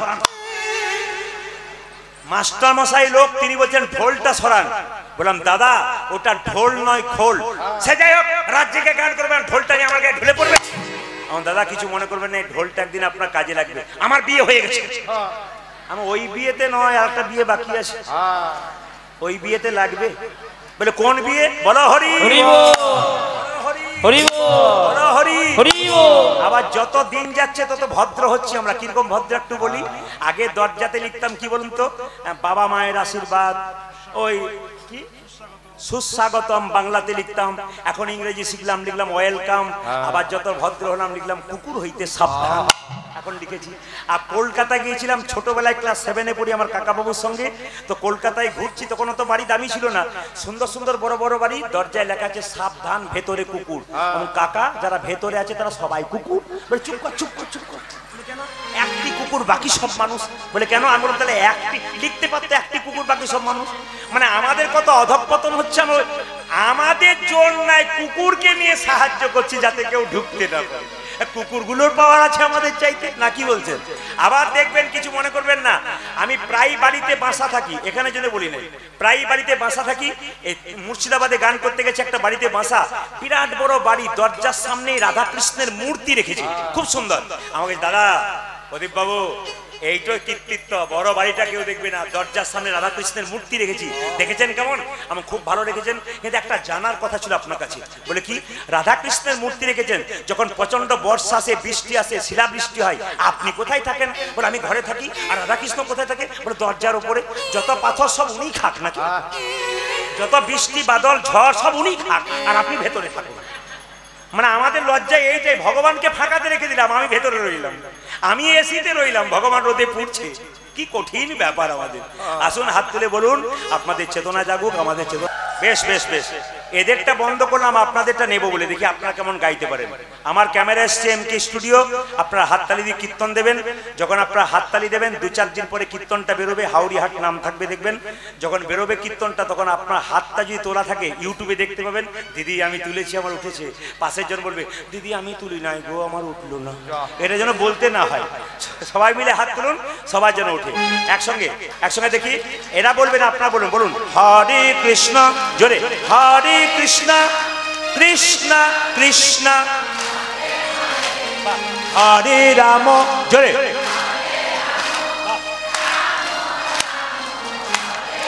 আরো জোরে হরে কৃষ্ণ। বাহ, দারুণ। বলে হরি, বাবা দারুণ। আরেকবার হরে কৃষ্ণ, জোরে বাহ, জোরে হরে রাম, বাহ বাহ।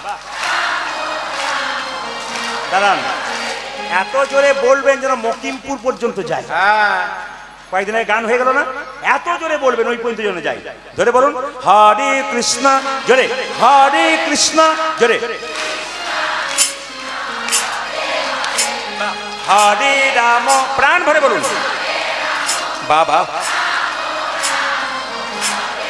শেষবার হরে কৃষ্ণ, উচ্চস্বরে শেষবার, বাহ। বলে হরি হরে রাম, হরে রাম। দান দান দান। আগে কি আপনাদের কীর্তনের দলটল ছিল নাকি? দারুণ গাইছেন, কিন্তু এবার কোনোদিন এলে না, এদের আমি আর আনবো না, আপনাদের দিয়ে আমি চালিয়ে নেবো। আজকে সবাই মিলে একসঙ্গে বলুন রাধে রাধে। আমি হাওড়িহাট আজ থেকে মনে হয় বহুদিন আগে একবার এসেছিলাম, এখানকার কমিটি আমাকে এনেছিল। তারপর থেকে আমি প্রচন্ড চাপে রাজ্যে রাজ্যে দেশে দেশে বিভিন্ন জায়গায় যেতে হয় বলে সময় দিতে পারিনি। এবছর একটু দক্ষিণ চব্বিশ পরগনাতে আমি সময় দিয়েছি। এবছর মাঘ মাসে 10টা, ফাল্গুন মাসে 10টা, চৈত্র মাসে 10টা, 3, 10, 30টা আসর আমি এবছর দিয়েছি আপনাদেরকে। আমি আগের 2 বছরগুলো পারিনি, অনেক দূরে দূরে পাড়ি দিয়েছিলাম বলেই। তো যাই হোক, আপনাদের কাছে নিবেদন রইল যে যেখানে বসে আছেন একটু জোরসে বলবেন। আপনাদের আসরটি খুব সুন্দর, খুব পরিপূর্ণ আসর। আপনারা সবাই মিলে হাত তুলে বলুন রাধে রাধে। जोर से बोलना पड़ेगा, दोनों हाथ उठा के बोलो, आरो जोर से बोलो, प्रेम से बोलो, आरो जोर से बोलना पड़ेगा, दोनों हाथ उठा के बोलो। একটা কথা বলার আছে, হাওড়িহাটের কয়েকটি ছেলে আপনাদের সাহায্য নিয়ে কীর্তন গান করেছেন। আগামীকাল সকাল 7টায় নগর পরিক্রমা হবে, হাজার হাজার মানুষের ভিড়। সবার কাছে নিবেদন রইল, আপনার তো নেম প্লেটে দেখেছেন, আমি একবার বললাম আপনারা আগামীকাল সকাল 6টার মধ্যে তৈরি হয়ে থাকবেন। আপনাদের কালকে বাড়িতে কাউকে রান্না করতে হবে না, কিন্তু এই জন্য সকালে স্নান করে আপনারা তৈরি হয়ে চলে আসবেন।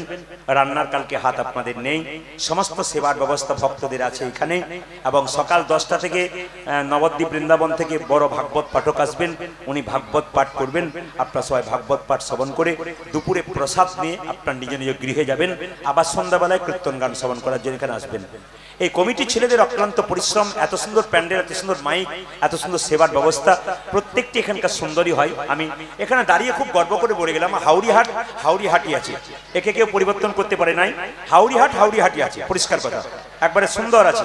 কোনো এত সুন্দর পরিবেশ, এত সুন্দর ভক্তের আবির্ভাব, এত ঠান্ডা পরিবেশ, খুব ভালো লেগেছে আপনাদের পরিবেশ। দ্বিতীয় কথা হচ্ছে, আপনাদের বলে যাই, যে যেখানে বসে আছেন মায়েরা, এখনই আমাদের ছেলেগুলো আপনাদের সামনে যাবে, একটু হাত পাতবে। আপনাদেরকে বলবো, কীর্তনের শেষে একটা টাকাও আমাকে দেবেন না, বারবার বললাম। কেউ যেন প্রণাম করতেছে 1 টাকাও আমাকে দেবেন না, বারবার অনুরোধ করলাম। ওই টাকাটা ওনাদেরকে দিন, ওনারা অনেক কিছু করে দেখাতে পারেন। ওই ছেলেগুলোর অনেক ক্ষমতা আছে, গোবিন্দের কৃপা ওনাদের উপরে আছে। যাদের উপরে গোবিন্দের কৃপা আছে তারা সবকিছু করতে পারে। সুতরাং আমি আশা করব ওরা আপনাদের কাছে একটু পর যাবে, আপনারা সবাই কিন্তু দানের হাতটা বাড়িয়ে দেবেন। তবে এমন দেবেন যেন টুং টুং আওয়াজ না হয়, টাং যেন আওয়াজ না হয়, চেষ্টা করবেন আর কি। না থাকলে দেবেন, আর বাকি কিন্তু একটু মানে খসখসে খসখসে ভাব থাকবে। আজকে কারা কারা একাদশী পালন করেছেন হাত তুলুন। কারা কারা একাদশী করেছেন হাতটা তুলে থাকবেন কিন্তু। আমি একটু দেখে নি কারা কারা একাদশী। ও বাবা, এই জন্য তো আপনাদের প্রণাম করতে আমার ইচ্ছে হয়। হ্যাঁ, এই দেখুন দেখুন, মেয়েটি একাদশী পালন করেছে, বাহ, খুব ভালো। দেখুন দেখুন দেখুন, এইটাই আমি খুশি খুব। আমি চাই হিন্দু সনাতন ধর্মের মানুষ কিছু আচার করুক, আমি চাই কিছু বিচার করুক, আমাদের কৃষ্ণ ভক্ত সন্তান হোক। আচ্ছা বাবা, একজন ভক্তের একটু আবেদন ছিল লীলাটা শুরু করবার আগে, আজকে যে একাদশী তার সম্পর্কে একটু বলে দেবেন। বলবো না, বাদ দিয়ে দেবো, একটু বলে দিন। আজকের একাদশীটার নাম হচ্ছে পাপ মোচনী, যেটা বলুন একাদশী। শুনবেন মন দিয়ে, যে যেখানে বসে আছেন, আমি আগেই বলেছি মন দিয়ে শুনবেন। মন উল্টো পাল্টা করলে আপনার সব চলে যাবে। পাপ মোচনী একাদশী মানে কি? আপনি আগে যে পাপ করেছেন, আজ যারা যারা একাদশী করেছেন, পূর্বের পাপ আপনার শেষ হবে যদি আপনি একাদশী করতে পারেন। একটু বলে দিই আপনাদের, এই কীর্তন এমন একটা বিষয়, এই শুধুমাত্র আমি আপনাদের জেলায় জেলায় নয়, পশ্চিমবাংলার প্রত্যেকটি জেলাতে আমি এখন যাচ্ছি, বিভিন্ন রাজ্যে আমি যাচ্ছি, এবং বিভিন্ন রাজ্যে বিভিন্ন জেলায় গিয়ে আগামীতে আমি বিদেশে যাব, প্রচুর আমার অফার আছে। কিন্তু আপনাদেরকে বলতে চাই, আন্দামান নিকোবর দ্বীপপুঞ্জের একজন প্রফেসর আছে উৎপল শর্মা, তিনি বলছেন সমুদ্রের দ্বীপে দ্বীপে 250 কিলোমিটার জলের মধ্যে একটা করে দ্বীপ, ওখানে আপনার ভক্ত প্রচুর। বাড়িতে বাড়িতে টিভি দেখে না, সন্ধ্যাবেলায় ইউটিউবের মাধ্যমে আপনার গান শুনছে, এবং কত বাচ্চা ছেলে মেয়েরা একাদশী করতে শুরু করেছে। আপনি বলেছেন একাদশী করতে, তারা একাদশী করছে। ওদের জীবনে কিছু সমস্যা আছে, আপনাকে নিয়ে আসতে চাই, আপনি আসুন, 7 দিনের জন্য আপনাকে দ্বীপে দ্বীপে গান করাবো। কিছু ভালো কথা ওদেরকে বলে যান, যেন জীবন সুন্দর হয়। আপনারা আশীর্বাদ করবেন যেন ভালো কথা বলে মানুষের মনকে শান্ত করতে পারি। আপনারা মনকে শান্ত করে কীর্তন শুনবেন। কি বলছে? নিশ্চয়ই বিপদে পড়েছিস, ভগবান বলছে। বিপদে না পড়লে কেউ কখনো ভগবানকে ডাকে? মায়েরা, যতক্ষণ বাড়িতে জল থাকে, কেউ চাপা করলে জল আনে? জোরে বলুন হ্যাঁ না না, আনে। যখন আচ্ছা আরতি হচ্ছে, একটু উলু ধরে দিদি।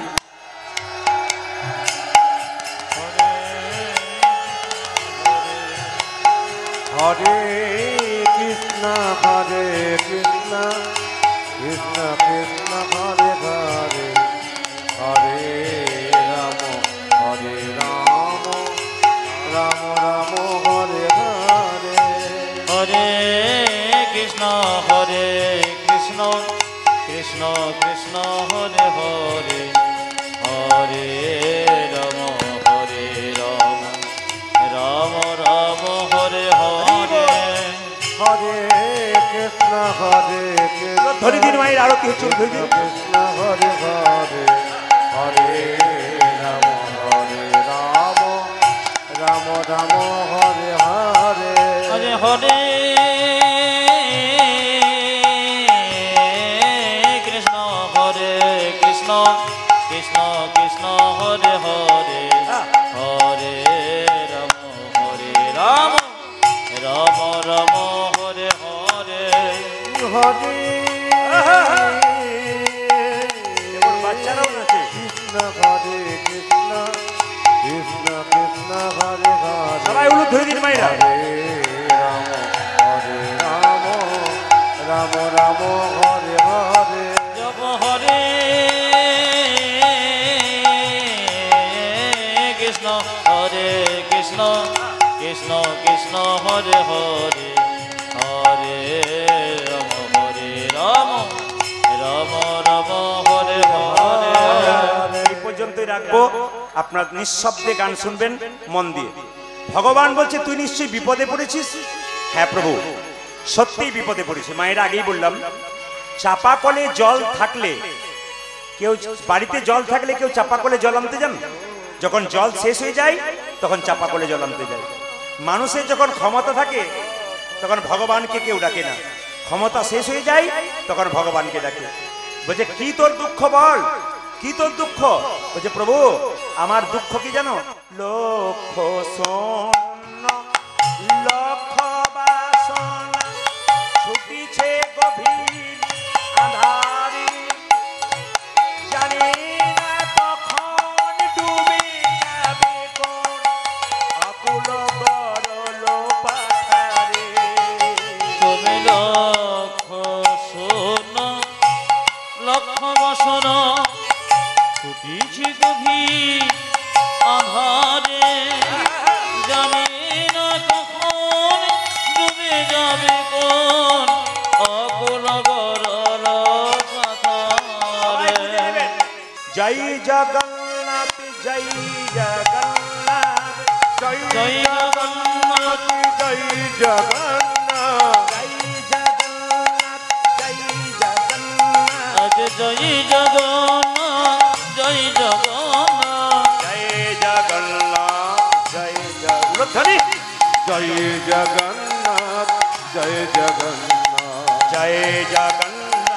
জয় জগন্নাথ জয় জগন্নাথ জয় জগন্নাথ জয় জগন্নাথ জয় জগন্নাথ জয় জগন্নাথ জয় জগন্নাথ জয় জগন্নাথ জয় জগন্নাথ জয় জগন্নাথ জয় জগন্নাথ জয় জগন্নাথ জয় জগন্নাথ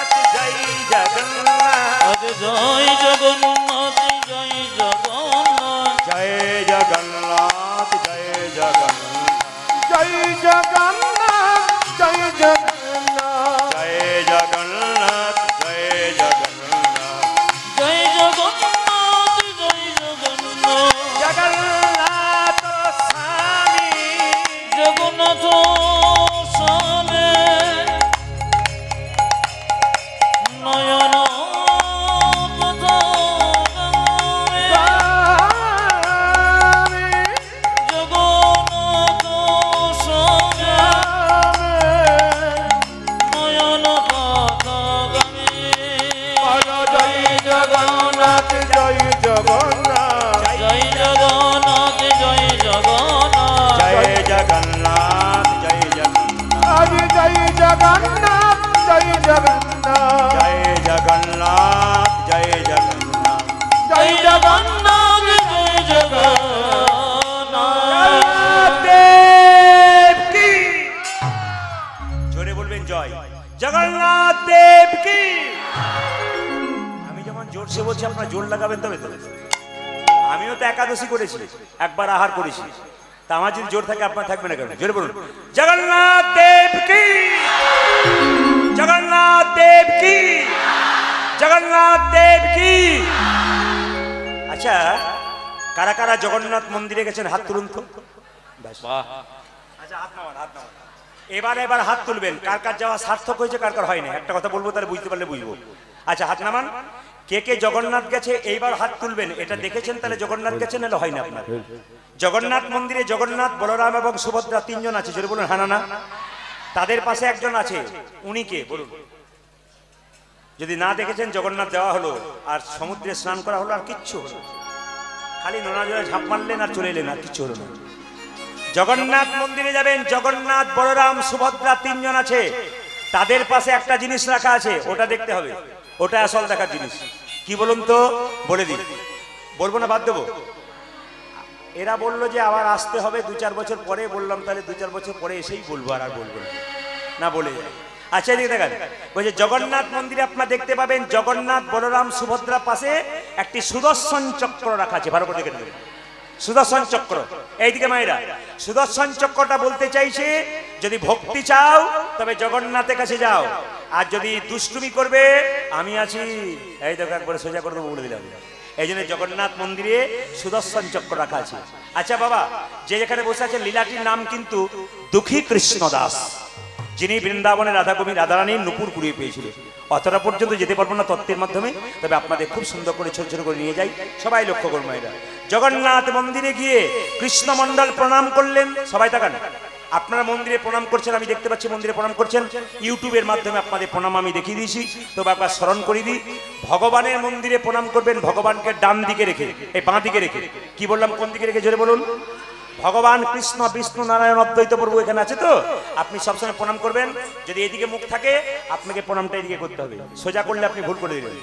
আগামীকাল মন্দিরে গিয়ে সোজা যদি প্রণাম করলেন আপনি, সবাইকে বলে রাখলাম, কালকে পরিক্রমা করবেন, মন্দিরে সোজা যদি প্রণাম করলেন আপনি ভুল করে দেবেন, আপনার প্রণাম হলো না, 100% হলো না, আইনে যেতে হবে।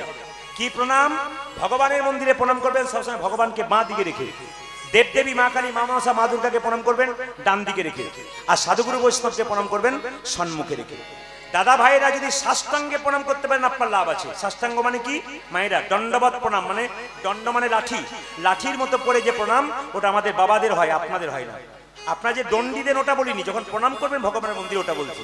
কি মায়েরা, যখন আপনারা মন্দিরে প্রণাম করবেন আপনারা দণ্ডবত প্রণাম করতে পারবেন না। কেন পারবেন না? মহাপ্রভুর আমলে যারা ভক্ত ছিলেন তারা খালি গায়ে কীর্তন করতেন, দেখে নেবেন আপনারা সবাই যে যেখানে বসে আছেন। মহাপ্রভুর আমলে যারা কীর্তন করতেন তারা কিন্তু সবাই খালি গায়ে কীর্তন করতেন। ইদানিং বছর 5-6 আগে দেখবেন কীর্তন হতো, কীর্তনীয়রা খালি গায়ে কীর্তন করতো না, জোরে বলুন হ্যাঁ না? এখন দেখবেন সব জামা পরে শুরু করেছে, জোরে বলুন হ্যাঁ না? এই আমরা খালি গায়ে করি বলে অনেকে দেখবেন মন্তব্য অনেক রকম থাকে, কিন্তু আসলে যারা জানে না, বই পড়ে নাই, শাস্ত্র পড়ে নাই, কোনো জ্ঞান নাই, এরাই বলে। মহাপ্রভু খালি গায়ে কীর্তন করতেন। অদ্বৈত শ্রীবাস গদাধর যত ভক্তগণ ছিলেন সবাই খালি গায়ে একটা কি নিত বলুন তো? এখানে একটা উন্নি নিত, যেটা বলুন হ্যাঁ না? উন্নি, এটা কিন্তু নিতে হয়। এই 2-4 বছর ফ্যাশন হয়েছে কি জামা পরার, তার আগে কিন্তু দেখবেন সমস্ত কীর্তনিয়ারা যারা পতিত আগেকার কীর্তনিয়া, বড় বড় বিখ্যাত কীর্তনিয়া যারা আপনাদের এখানে গিয়ে গেছে, সবার দিকে তাকাবেন, সবাই কিন্তু সবাই মহাপ্রভুর পথে প্রদর্শিত হয়েই চলেছে। আমি আপনাদের বলতে চাই, এই যে হাত তুলে কীর্তন, খালি গায়ে কীর্তন, খালি গায়ে হরিনাম করা, তার মানে যখন বাবারা আমার দণ্ডবত প্রণাম করবে তখন চরণ ধুলোটা যেন বক্ষে লাগে, আপনার বক্ষে লাগবে, বুকটা খোলা থাকবে। পুরুষ যখন প্রণাম করবে জামা পরে নয়, পুরুষ যখন উপর হয়ে প্রণাম করবে জামা পরে চেষ্টা করবেন, জামা পরে যেন না হয়। দণ্ডবত প্রণাম সবসময় বুকটা যেন খোলা থাকে, কেন বক্ষটা মাটিতে যেন ঠেকে কৃপা হয়। এটা মায়েদের পক্ষে সম্ভব নয়, তাই আপনারা পঞ্চাঙ্গে প্রণাম করবেন, হাঁটু গেড়ে প্রণাম করবেন। মায়েরা দুটো পা মাটি ঠিকলো, দুটো হাত ঠিকলো, একটা কপাল ঠিকলো, এই 5টা অঙ্গ কিন্তু আপনাদের ঠিকলো। দেখুন কৃষ্ণমণ্ডল যেই না জগন্নাথ মন্দিরে গেছে, আচ্ছা বলুন তো জগন্নাথের চোখ গোল না পটল চেরা? জোরে বলুন, একটু জোরে বলুন। যে ঘুমাচ্ছে সে বলুন, এখন থেকে চলছে। আচ্ছা জগন্নাথের চোখ গোল না পটল চেরা? জোরে বলুন, গোল। আচ্ছা শুনবেন ভালো করে, জগন্নাথের চোখ গোল হলো, পটল চেরা হলো কেন? হলো না কেন? কৃষ্ণের চোখ পটল চেরা। রাজা তো বিচার মাঝে মাঝে এদিক ওদিক হয়, কিন্তু জগন্নাথ হলো জগতের নাথ। ভিখারি গেলেও যা, জমিদার গেলেও তা, গরিব গেলেও যা, ধনী গেলেও তা, ব্রাহ্মণ গেলেও যা, শূদ্র গেলেও তা, তিনি জগতের নাথ, তিনি জগন্নাথ। কৃষ্ণমণ্ডল জগন্নাথ মন্দিরে প্রণাম করে বলছে, প্রভু তুমি আমায় ক্ষমা করো, তুমি আমায় কৃপা করো। কেঁদে কেঁদে গাইছে, প্রভু দয়া করো। ইউটিউবের মাধ্যমে আপনারা আমার গান শোনেন, খালি কথাই শুনতে পান, জোরে বলুন হ্যাঁ না? জোরে বলুন, খালি কথাই শুনতে পান না? কিন্তু এই যে গানগুলো দিচ্ছি একটাও গান আপনারা ইউটিউবে পাবেন না, সব দেখবেন খালি কথা পাবেন। এই জন্য অনেকে মনে হয় খালি উনি কথাই বলেন বলে, না না, গান কথার মাধ্যমে, লীলার মাধ্যমে হয়। প্রভু দয়া করো, দয়া করো, প্রভু আমার দয়া করো দয়া করো একবার। প্রভু আমার দয়া করো দয়া করো একবার। প্রভু আমার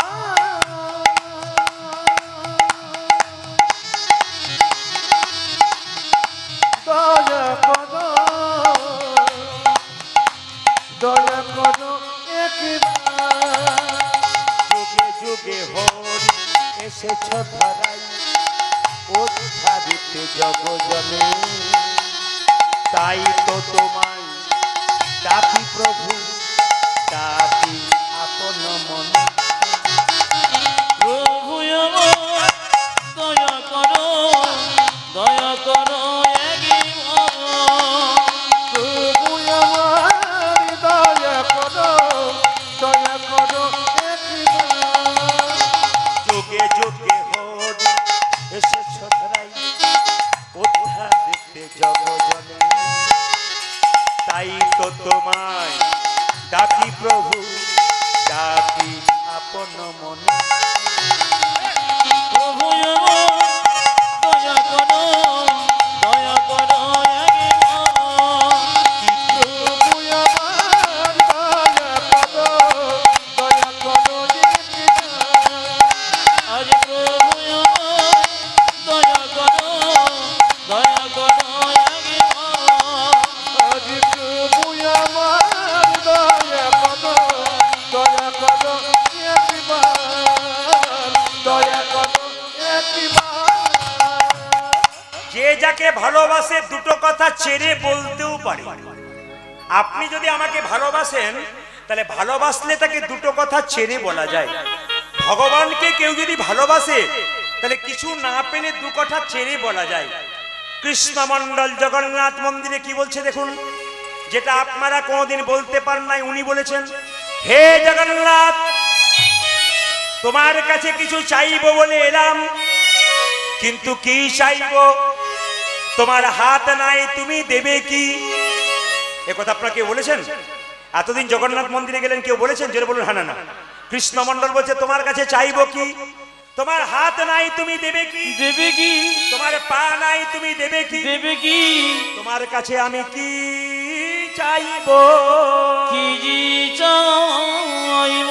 জগন্নাথ দেব আকাশ পানি করে বলছে, ওরে কৃষ্ণমণ্ডল তুই জিজ্ঞেস করলি আমার হাত নাই, তুই জিজ্ঞেস করলি আমার পা নাই, আমি দেব কি?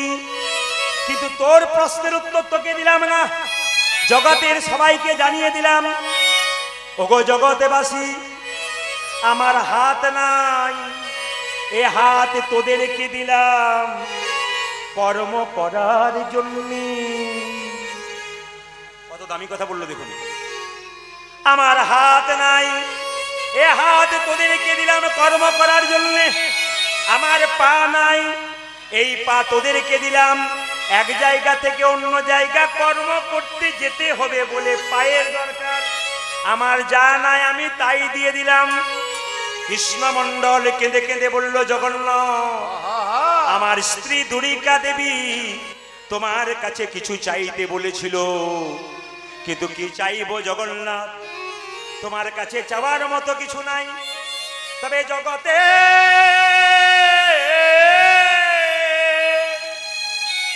এই জগতে আমি নজির করে দিয়ে যাব, আমি যা চাইবো জগতে কেউ চাই নাই। ওগো জগন্নাথ তোমার কাছে লোকে গাড়ি বাড়ি টাকা পয়সা ধন দৌলত চাই, সবাই চায় কিন্তু জগন্নাথ আমি তোমার কাছে তা চাইব না। আমার গাড়ি চাই না, বাড়ি চাই না, টাকা চাই না। যদি দেবী জগন্নাথ তবে একটা কৃষ্ণ ভক্ত সন্তান দাও। হরি বল। ওগো সবাই উলুধ্বনি দিন, সবাই সবাই ভক্তি করে।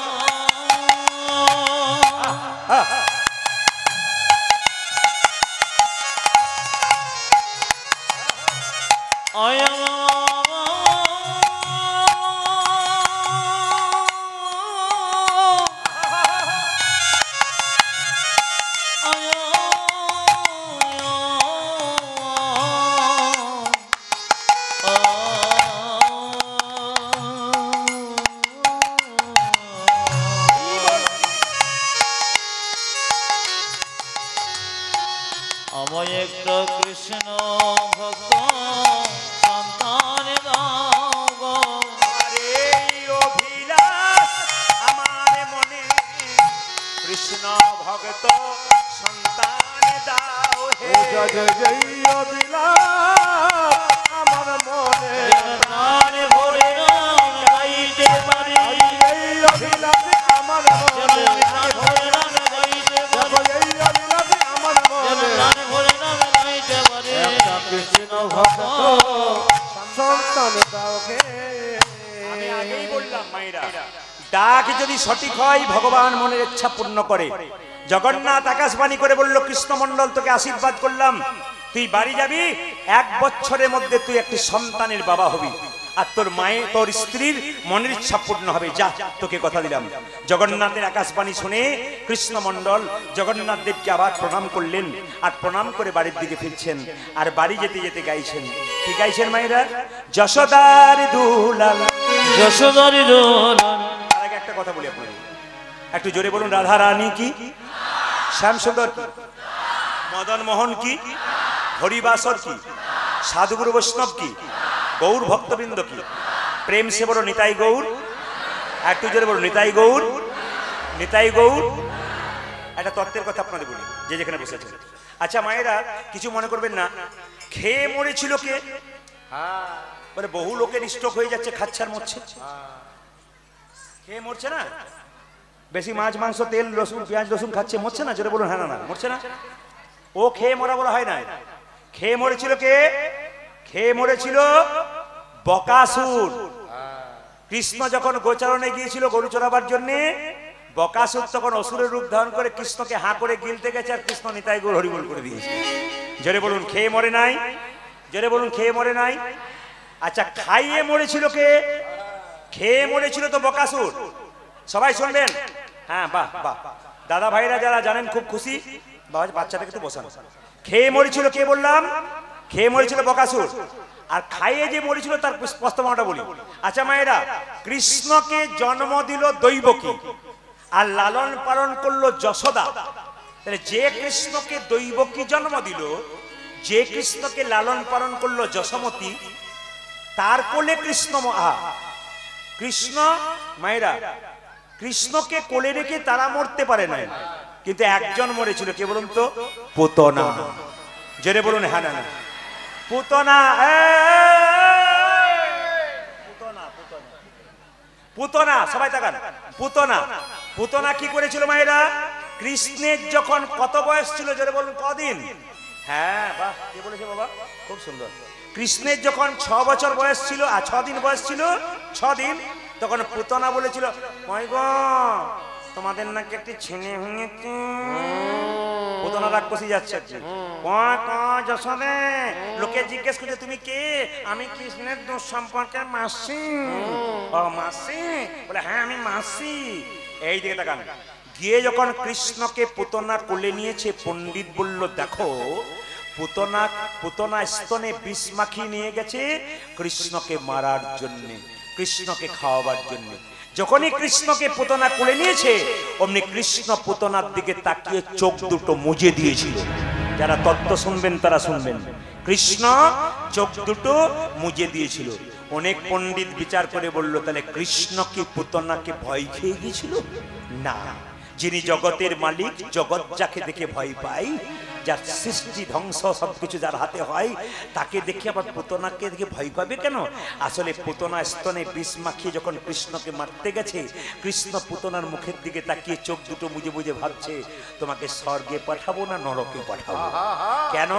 তুমি তো বিষ মাখিয়ে এসেছো, মানে তুমি বিষ মাখাও অমৃত মাখাও, তুমি তো মা হয়ে এসেছো। আরে মা তো হয়েছো তুমি, তা যার স্তনে আমি মুখ দেবো সে তো আমার মা।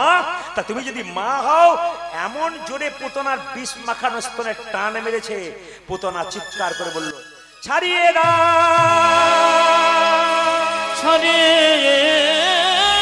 দাও, ছাড়িয়ে দাও, ছাড়িয়ে দাও। এত দামি কথা ভেতরে আছে, কীর্তনে শুনতে পারলে আপনাদের সারা রাত্রি শেষ হয়ে যাবে। এত দামি কথা আছে। পুতনাকে যখন টান মেরেছে স্তনে, পুতনা মরতে যাবে, মৃত্যুর আগে পুতনা কৃষ্ণকে বলল, কৃষ্ণ আমি মরতে চাই, মরার আগে তোমার কাছে একটা আবেদন রাখতে চাই। কি? আমি মরবো, তুমি স্তনে টান মেরেছো, আমি তোমার চোখের দিকে তাকিয়ে থাকবো, তোমার চোখে আমার চোখে যখন মিল হবে, আমার চোখ থেকে দু ফোঁটা জল যখন তোমার চরণে পড়বে, তখন তুমি আমার মেরো, তার আগে তুমি আমার। পুতনা কত বড় ভক্ত দেখুন, বলছে তোমার চোখের দিকে আমি তাকিয়ে দেখবো, তুমি আমার চোখের দিকে তাকিয়ে থাকবে, যখন আমার চোখের জল তোমার চরণে পড়বে তখন মেরো, তার আগে তুমি আমায় মেরো না। সত্যি পুতনার চোখের জল ভগবানের চরণে পড়েছিল, আর পুতনা সঙ্গে সঙ্গে কৃষ্ণ সঙ্গে সঙ্গে পুতনাকে মেরেছিল। আপনার চমকে যাবেন, পুতনা তো বিরাট বড় শরীর, বিরাট বড় শরীর পুতনা, তো এই শরীরটাকে পোড়ানো তত সহজ নয়, খণ্ড খণ্ড করে কেটে কেটে তাকে পোড়ানো হয়েছিল। কিন্তু আশ্চর্যের ব্যাপার, পুতনা এত বড় অন্যায় করলো, পুতনার যখন মাংস কাটা কাটা হচ্ছে তখন অমৃতের সুগন্ধ বেরোচ্ছে। প্রশ্ন করবেন অমৃতের সুগন্ধ বেরোচ্ছে কেন? আসলে তা নয়, ব্যাপারটা হচ্ছে পুতনাকে মেরেছিল, আর কৃষ্ণ যেহেতু স্তনে মুখ দিয়েছিল, অমৃতময় ভগবানের অমৃত গোটা শরীরে পৌঁছে গোটা শরীরে অমৃতের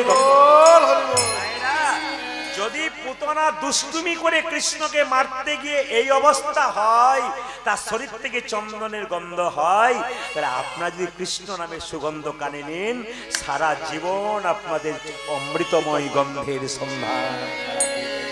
সবার কাছে নিবেদন। মায়েরা, তৃতীয় কি? নিয়ে মরেছিল।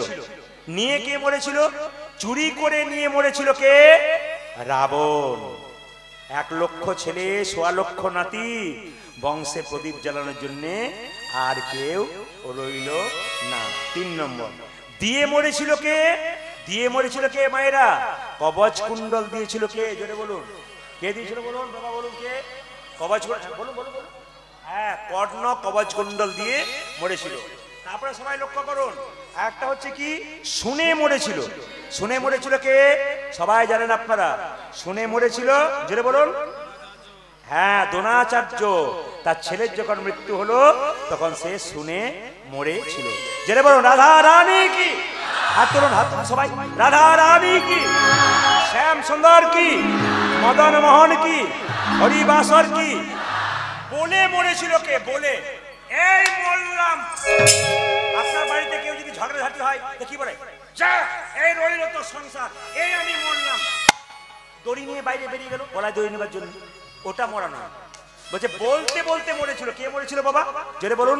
এবার শুনে নিন, বলে মরেছিল কে? দক্ষ রাজা 60টা কন্যা ছিল, 660। জোরে বলুন। হ্যাঁ, এই দক্ষ রাজা 60টা কন্যা ছিল। এই 60টা কন্যার মধ্যে একটা কন্যার নাম ছিল কি? সতী। দেখুন মায়েরা, সতীর সঙ্গে শিবের বিয়ে হয়েছিল, কিন্তু মেনে নিতে পারেনি কে? দক্ষ রাজা। দক্ষ রাজা একটা যজ্ঞ করেছিল, সেই যজ্ঞে সবাইকে নিমন্ত্রণ করেছিল, সতীকে নিমন্ত্রণ করে নাই, তার স্বামীকে নিমন্ত্রণ করে নাই। প্রতিনিন্দা সহ্য করতে না পারে ছুটে এসে বলেছিল, বাবা তুমি সবাইকে নিমন্ত্রণ করলে, আমার পাগলাটাকে নিমন্ত্রণ করলে না কেন? তুই সবাইকে নিমন্ত্রণ করলে, আমার পাগলাটাকে তুমি নিমন্ত্রণ করলে না কেন? পাগলাটা তোমার কি দোষ করেছে? এই শোন, তোর এই পাগলাকে নিমন্ত্রণ করবো, যত সব পিশাচ ভূত পেতনি নিয়ে আসবেন, আমার যজ্ঞটাকে পণ্ড করে দেবে। যখন এই কথা বলেছে, শিবের নামে নিন্দা করতে শুরু করেছে, আর যখনই শিব নিন্দা করেছে, প্রতিনিন্দা করেছে, সহ্য করতে না পেরে সোজা গিয়ে দক্ষ যজ্ঞের আগুনের মধ্যে ঝাঁপ দিয়ে বলে মরে দিয়েছিল কে বাবা? জোরে বলুন, কে মরেছিল? সীতা। বলে মরেছিল। আর ভালোবেসে মরেছিল কে? জোরে বলুন। ভালোবেসে কে মরেছিল? রাজা দশরথ। কটা রানী ছিল? 6টা নাকি? আপনার 3টে বললেন, কিন্তু আমি যখন বলেছি 6টা তখন মায়ের বলছে হ্যাঁ 6টা। 6টা রানী ছিল। কটা রানী ছিল? 3টে। প্রথমে ভালোবাসতো কাকে? সুমিত্রাকে, কৌশল্যাকে। কৈকেয়ীকে ভালোবাসতো না। রাজা দশরথ যুদ্ধ থেকে ফিরলো, তা একটা অসুস্থ হয়েছিল, তাকে ভালো করে দিয়েছিল, কৈকেয়ীকে মাথার উপর চাপিয়ে দিল। কৈকেয়ী 2টো বর চাইলো, একবারে রামচন্দ্রের 14 বছরের বনবাস, একবারে পুত্রে ভরতের সিংহাসন লাভ। ওই যে চেয়ে বসলো, পুত্র শোকে ভালোবেসে নেতাই গৌর হরিবল বলে মরেছিল। সবাই বল রাধা রানী কি? শ্যাম সুন্দর কি? জগন্নাথ মন্দিরে প্রণাম করে কৃষ্ণমন্ডল চললো কোথায়? বাড়ির দিকে। গাইতে গাইতে যাচ্ছে, যশোদার দুলাল, যশোদার দোলাল, যশোদার দুলাল, যশোদার দোলাল, তুমি বজের রাখা, বজের রাখা, বৃন্দাবন মন যশোদার যশোদর দোলারে ব্রজের রথ বৃন্দাবন মন হরি যশোদার দুলালি ব্রজের রথ বৃন্দাবন মন ও তুমি যশোদার দোলাল ব্রজের রথ বৃন্দাবন ঘন হারে গোপী জন বল্লভ রাধিকা রমণ গোপী জন বল্লভ রাধিকা রমণ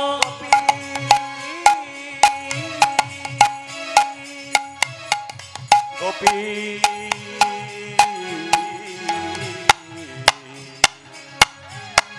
গোপী গোপী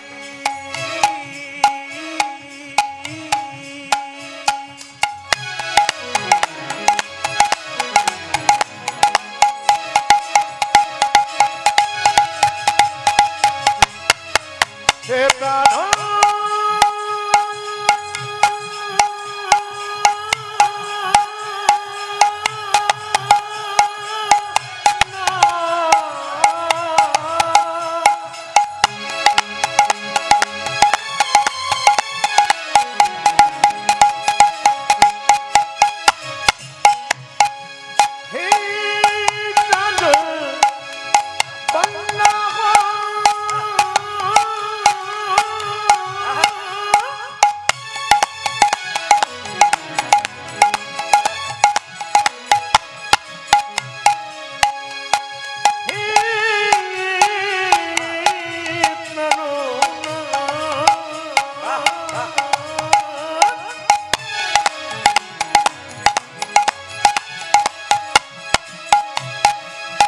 হে প্রাণ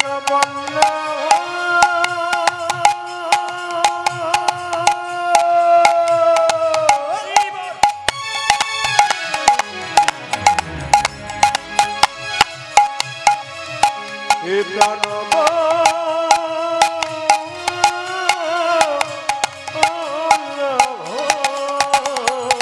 গোপী জন বল্লভ রাধিকার মন জন বল্লভ রাধিকা রমণ আজ গোপী জন বল্লভ রাধিকা রমণ গোপী জন বল্লভ রাধিকা রমণ ও দেখো গোপী জন বল্লভ রাধিকার মন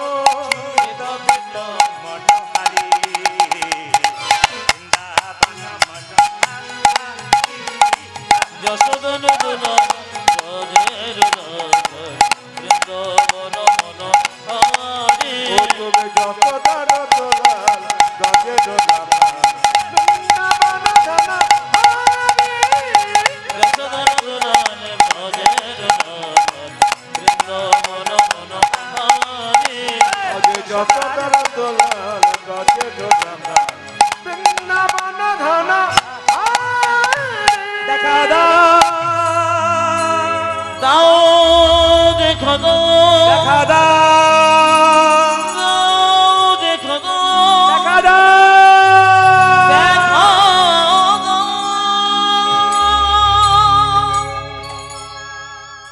তীর্থস্থানে সবাই যেতে পারে না, কারণ টাকা থাকে তো সময় থাকে না, সময় থাকে তো টাকা থাকে না। জোরে বলুন হা না না।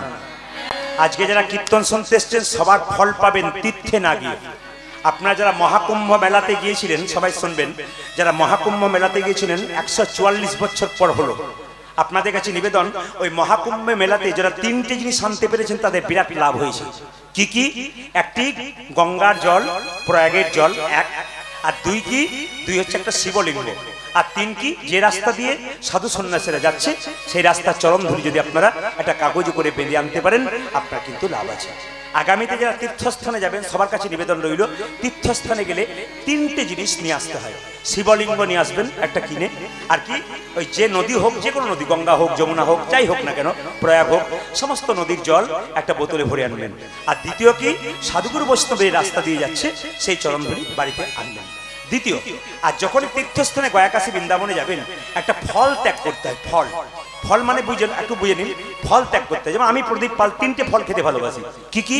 একটা আপেল, একটা কলা, একটা লেবু। ধরুন আমি পছন্দ করি 3টে। কি কি? আপেল, কলা। এই হচ্ছে খুব প্রিয় ফল আমার। আপেল যত ভালো, কলা তত ভালো, আর লেবু তত ভালো। 3টে ফল খুব পছন্দ আমার। আমি যদি গয়া কাশী বৃন্দাবনে যাই, তাহলে ভগবানকে বলবো, প্রভু আমি আপেলটা তোমাকে দিয়ে গেলাম, আমি আর জীবনে খাবো না। কেন? এটা তোমার চরণে চিরকাল ছপে গেলাম। যে যেখানে যাবেন তীর্থস্থানে আপনার নিজের প্রিয় ফলটা দান করবেন। আমার পাশের বাড়ি একজন কয়েকদিন আগে কাশি গিয়েছিল, নিয়ে আমাকে শুনেছে যে ফল দান করতে হয়, এলো। নিয়ে বললাম, কিরে কাশি থেকে এলি? হ্যাঁ দাদা এলাম। ফল দান করলি? বলে হ্যাঁ ফল দান করছি। বলে কি ফল দান করলি? বলছে কামরাঙা। বললাম কামরাঙা কেন? বলছে ওটা খুব টক, খেতে পারি না, দিয়ে চলি। আচ্ছা করেছিস, আমি এক বললাম আর তুই এক করে বসলি। কামরাঙা খেতে পারে না, দিয়ে চলে এসেছিস। ওইটাই তো হয়, আমরা থালা থালা খাই, ভগবানকে নকুল দানা দিই, তাই নাকি? না কি বলছেন? হ্যাঁ, আমরা একটা গামছা ভালো নেবো, ভগবানকে ছোট মতো দেবো। ভগবান খায় না তো, আমাদের এটা বিশ্বাস আছে। যে যেখানে বসে আছেন মায়েরা, ফল কিন্তু দান করতে হয়। দুরিকা দেবীর কাছে এলেন, আর দুরিকা দেবীকে জেনে বলছে, দুরিকা দুরিকা দুরিকা। হ্যাঁ, আপনারা বাড়িতে বসে তীর্থের ফল পাবেন কি করে? তাকান, আপনাদের গ্রামের কোন একজন ব্যক্তি তীর্থস্থানে গেছে, খুব বয়স্ক, তাকে প্রণাম করবেন গিয়ে, আপনি ফল কিছুটা পাবেন। আপনার বান্ধবী গেছে তীর্থস্থানে, এলো ফিরে, আলিঙ্গন করলেন, কিছুটা ফল পাবেন। আপনার বন্ধু গেছে, করমোদন করলেন কিংবা একটা আলিঙ্গন করলেন, আপনি কিছুটা ফল পাবেন। বাচ্চা ছেলে তার মায়ের সঙ্গে গেছে তীর্থস্থানে, তাকে যখন কোলে করে নিয়ে এলো বাচ্চাকে, তখন তাকে একটা আদর করলেন, আপনি কিছুটা পেলেন। দুরিকা দেবী কি করলো না, গলায় গামছাটা নিয়ে, গলায় কাপড়টা নিয়ে তার স্বামীর পা দুটো ধুয়ে দিল। স্বামী স্বামী মানে জিজ্ঞেস করতে পারছে না যে তুমি কি চাইলে, ভয়ে জিজ্ঞেস করতে পারছে না। হ্যাঁ গো কেমন দেখলে? দারুণ দেখলাম গো, এবার থেকে যখন যাবো না তোমাকে সঙ্গে করে নিয়ে যাবো। বলে হ্যাঁ বুঝলাম বুঝলাম। বলতেই পারছে না কিছু চাইলে কিনা। হঠাৎ বলে উঠলো, জানো দুরিকা, একটা জিনিস আমি চেয়ে ফেলেছি। কি চেয়ে ফেলেছো? আমার চাইবার ইচ্ছা ছিল না, কিন্তু চেয়ে ফেললাম, কে যেন আমাকে চাইয়ে দিল। কি চাইলে গো? আমি একটা কৃষ্ণ ভক্ত সন্তান চেয়ে ফেললাম। দুরিকা দেবী ছুটে গিয়ে মন্দিরে ভগবানের চরণে প্রণাম করে বলল, প্রভু ভক্ত যদি কাই মনে কোনো বাঞ্ছা করে, ভগবানের সাধ্য নাই সেই বাঞ্ছা নাই পুরে। আমার মনের ইচ্ছা তুমি পূর্ণ করেছো প্রভু। যেদিন থেকে আমার স্বামী জগন্নাথ মন্দিরে গেছে, সেদিন থেকে মন্দিরে কেঁদে কেঁদে বলেছিলাম, হে ঠাকুর আমার যেন সন্তান চেয়ে নিয়ে আসে। আমার কি আনন্দের দিন, আমার সন্তান চেয়েছি গো।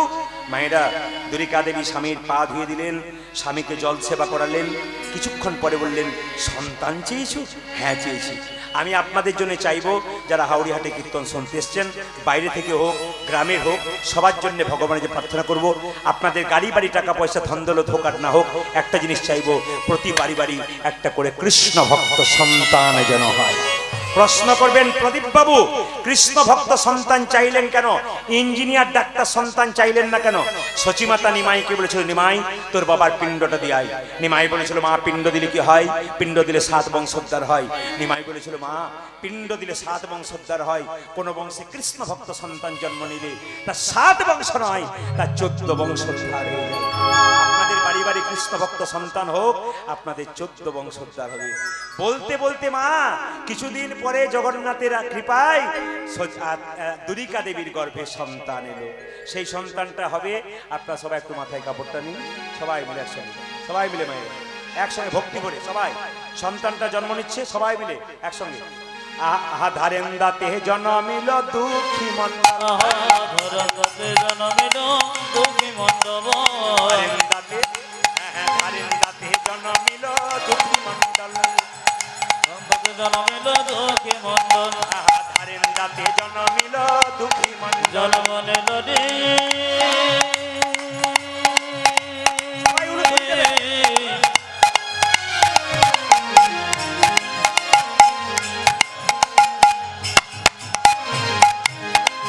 ধরন্দাতে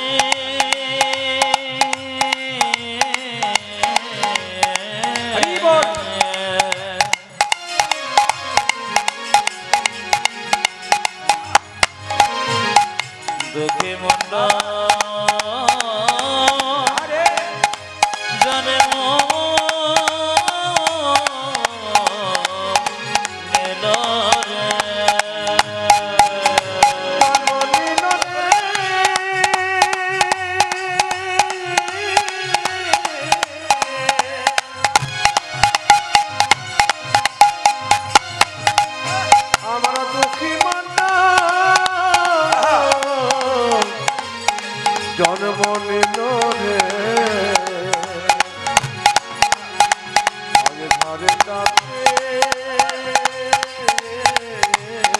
আরে জন্ম নিল জন্ম নিল জন্ম নিল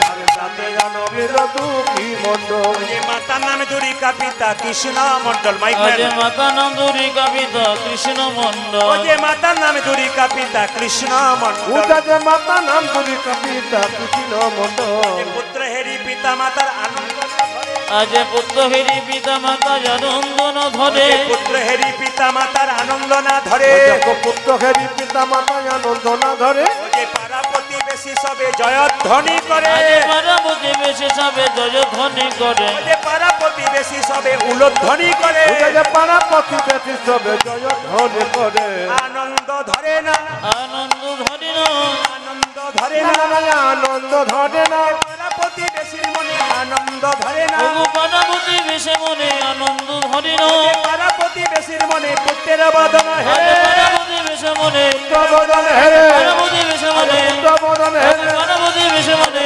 বদন আজ পার্বতী বেশে মনে আনন্দ ধরে না আজ পার্বতী বেশে সবে জয়ধ্বনি করে পাড়া প্রতিবেশী সবে উলধ্বনি করে একবারে শুনে যাবেন ভাগবত কি বলছে মায়েরা যাদের আগামীতে বাচ্চা পেটে আসবে ভাগবত তাদের জন্য বললো 4টা জিনিস করতে পারলে আপনার গর্ভে মহাপুরুষের জন্ম হবে সবাই জেনে নিন ভাগবতীয় কথা ভাগবত বলল মেয়েদের পেটে বাচ্চা থাকলে 4টে জিনিস করলে তার বাচ্চাটা একেবারে মহাপুরুষ হবে ঈশ্বরচন্দ্র বিদ্যাসাগরের মতো রবীন্দ্রনাথের মতো বিবেকানন্দের মতো সন্তান জন্ম দেবে কি করে বুঝলেন সবাই তাকান বলছে সত্য সোচ দয়া এবং দান যে মেয়ের পেটে বাচ্চা থাকবে তখন থেকে যে সত্য কথা বলতে শুরু করে প্রতিজ্ঞা করতে হবে যতদিন আমার পেটে বাচ্চা থাকবে আমি সত্য কথা বলবো ভাগবত বলল সত্য কথা বলুন আপনি মহাপুরুষের মা হবেন 2 কি সোচ পবিত্রতা শুদ্ধ পোশাক পরবেন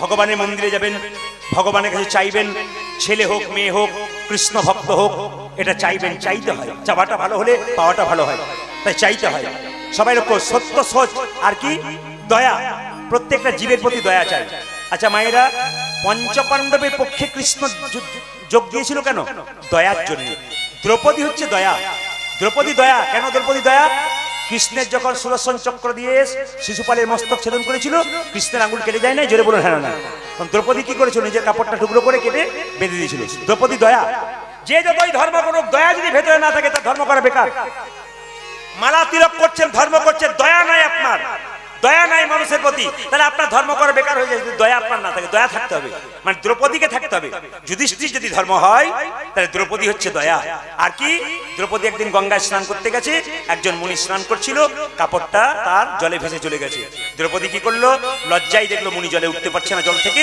দ্রৌপদী নিজের কাপড়টা তাকে দান করে দিল এ হচ্ছে দ্রৌপদী দয়া দয়া যদি না থাকে কোনো কাজ হয় না দয়া থাকতে হবে আর কি দান দান করতে হবে মায়েরা দান করলে কি হয় যে দান করে তার হাত উপরে থাকে আর যে নাই তার হাত নিচে থাকে আপনাদের দিকে নাই আমাদের দিকে নিয়ম আছে যেখানে কীর্তন হবে না বৈষ্ণবরা সেখানে একটা থালাতে করে নিয়ে গিয়ে একটু তিলক দেবে 5 টাকা 10 টাকা করে সবাই দেবে আমাদের দিকে নিয়ম আছে 5 টাকা 10 টাকা করে দেবে তো কিছু কিছু লোক আছে কয়েকশো কোটি টাকার মালিক সবাই 10 টাকা 20 টাকা দিচ্ছে ও বেটা খালি পকেটের ভেতরে হাতটা ভরছে আর ঢোকাচ্ছে হাতটা ভরছে ঢোকাচ্ছে আসলে তা নয় বাছাবাছি চলছে ছোটটা দেবো না বড়টা দেবো মানে 5 টাকার কয়েনটা দেবো না 2 টাকার কয়েনটা দেবো ভগবান বলছে তোর পকেটে কত আছে ওটাও জানি ব্যাংকে কত আছে ওটাও জানি এমন পোকা লাগা বেগুন দিয়ে দেবো না নার্সিং হোম আর ঘর করে করে বেড়াবি তার মানে বুঝতে পারছেন এমন বাচ্চা দিয়ে দেবো নার্সিং হোম আর ঘর করে বেড়াবি তো ছোট বড় সব বেরিয়ে যাবে না মা দান করতে হবে এই দিকে তাকাবেন তবে দান করলে কেউ নাম দেবেন না সবচেয়ে দুঃখের ব্যাপার যে যেখানে বসে আছেন আমি আপনাদের বলতে চাই যে কোনো জায়গাতে দান করবেন কিন্তু কেউ নাম দেবেন না কেন নাম দেবেন না সবাই তাকান দান করলে নাম দিলে অহংকার হয়ে যায় কিসের প্রমাণ আমার বাড়ির সামনে একটা সুন্দর মন্দির দুর্গা মন্দির একটি ছেলে তার মায়ের নামে ফ্যান দিয়েছে মায়ের নাম কি রাজুবালা সরকার ফ্যানও ঘুরছে রাজুবালা সরকারও ঘুরছে এই জন্য ঘুরছে কিন্তু মায়েরা সুখে নাই আমি বলতে চাই আমাদের বীরভূমে আপনারা যাবেন তারাপীঠ মায়ের মন্দির যাবেন পাশে একচক্র গ্রাম নিতাই ধাম আছে যদি দেখবেন 10 কিলোমিটার দূর থেকে একটা বিরাট বড় মন্দির তৈরি হয়ে গেল 10 কিলোমিটার দূর থেকে দেখতে পাবেন এত বড় মন্দির কোটি কোটি টাকা খরচ আমি কমিটিকে জিজ্ঞেস করলাম ওখানে কীর্তন করতে গিয়ে দাদা এত বড় মন্দির টাকা দিল কে যে দেয় সে নামই দেয় না তাই নাকি? বলে হ্যাঁ, নামই দেয় না। বলে প্রমাণ? বলে ওই দেখো। বলে কি? 3 ট্রাক পাথর আসছে, জিজ্ঞেস করুন তো কে দিয়েছে। ড্রাইভারকে গিয়ে জিজ্ঞেস করলাম, দাদা এই যে 3 ট্রাক পাথর দিয়েছে কে দিয়েছে? তখন ড্রাইভার বলছে, বাবু বলেছে নাম বলবি না, দিবি আর চলে আসবি। বলে কেন? নাম বললে অহংকার জন্মাবে, আর নাম না বললে প্রেম জন্মাবে। ওই জন্য ভগবানকে দেবেন, তাতে আবার বলার কি দরকার আছে? গোটা পৃথিবীর মালিক যার, তার কিছুটা অংশ আপনি দিলেন, নিয়ে বলেন আমি দিলাম। তারই দেওয়া জিনিস তুমি দিলে, আবার অহংকার করে বলছে আমি দিলাম। দান, সত্য, সোচ, দয়া আর দান, এই 4টা জিনিস যদি থাকে তবে একটা ভালো কাজ হয়। তবে আপনাদের বলে যাই মায়েরা, যে যেখানে বসে আছেন, আমি সবাইকে বলবো বৈষ্ণবকে সম্মান করুন। বৈষ্ণব কাকে বলে? ত্রিনা দপি শুনি চেন তর রিব সহিষ্ণুনা অমানেন মানদেন কীর্তনীয় সদাহরি। একটু ভেঙে দিই আপনাদের, দেখবেন ঘাসের উপরে পা দেবেন, ঘাসের উপরে পা দিলে ঘাস মাথা নিচু করবে, পা উঠালে আবার ঘাস মাথা উঁচু করবে। কিন্তু বৈষ্ণবকে হাজার কথা বলবেন, যিনি প্রকৃত বৈষ্ণব, ওই যে মাথা নিচু করবে আর উঁচু করবে না। অমানেন মানদেন মায়েরা ত্রিনাদপি শুনেছেন তররিব সহিষ্ণু না। একটা গাছকে আপনি কাটবেন, গাছ যতক্ষণ না মাটিতে পড়ছে আপনাকে ফল দান করবে, ছায়া দান করবে। আপনি বৈষ্ণবকে হাজার আঘাত করুন, আপনাকে হরিনাম দান করেই যাবে, কিচ্ছু বলবে না। মায়েরা আর কি অমানেন মানদেন? হাওড়ি হাটের রাস্তা দিয়ে পেরিয়ে যাচ্ছেন, একজন কুষ্ঠব্যাধি লোক ছটফট ছটফট করছে, পুঁজ রক্ত পোকা হয়ে গেছে, আপনি আমি দেখলাম নাকে কাপড় চাপা দিয়ে চলে গেলাম। কিন্তু যিনি পরম বৈষ্ণব তিনি কি বলবেন?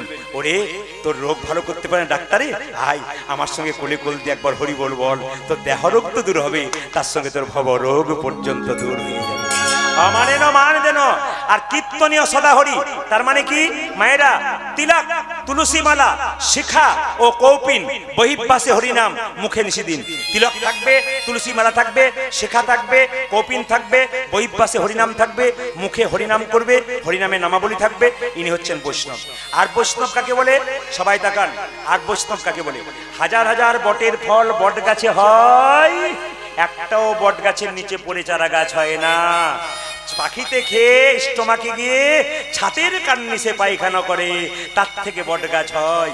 হাজার হাজার লোকের মুখ থেকে কৃষ্ণ নাম করলে কৃষ্ণ প্রেম জাগবে না। যতক্ষণ না বৈষ্ণবের মুখে হরিনাম শুনবেন, ততক্ষণ আপনার কৃষ্ণ প্রেম জাগবে না। জেনে নিন মায়েরা, আর বৈষ্ণব কেমন? প্রতিবাদ করে না। একটা প্রমাণ দেখুন, আপনারা সবাই প্রমাণ পাবেন। একটা কলেজে পড়া মেয়ে 3 তলার উপরে চেপে আছে, একজন বৈষ্ণব ন্যাড়া মাথা শিখি রেখে গঙ্গা থেকে স্নান করে আসছে, আর বৈষ্ণবের মাথা তাক করে 3 তলার উপর থেকে কলেজে পড়া মেয়েটা বলল, এ বৈষ্ণব, যেই না বৈষ্ণবের মাথায় থুতু ফেলেছে, বৈষ্ণব বলল,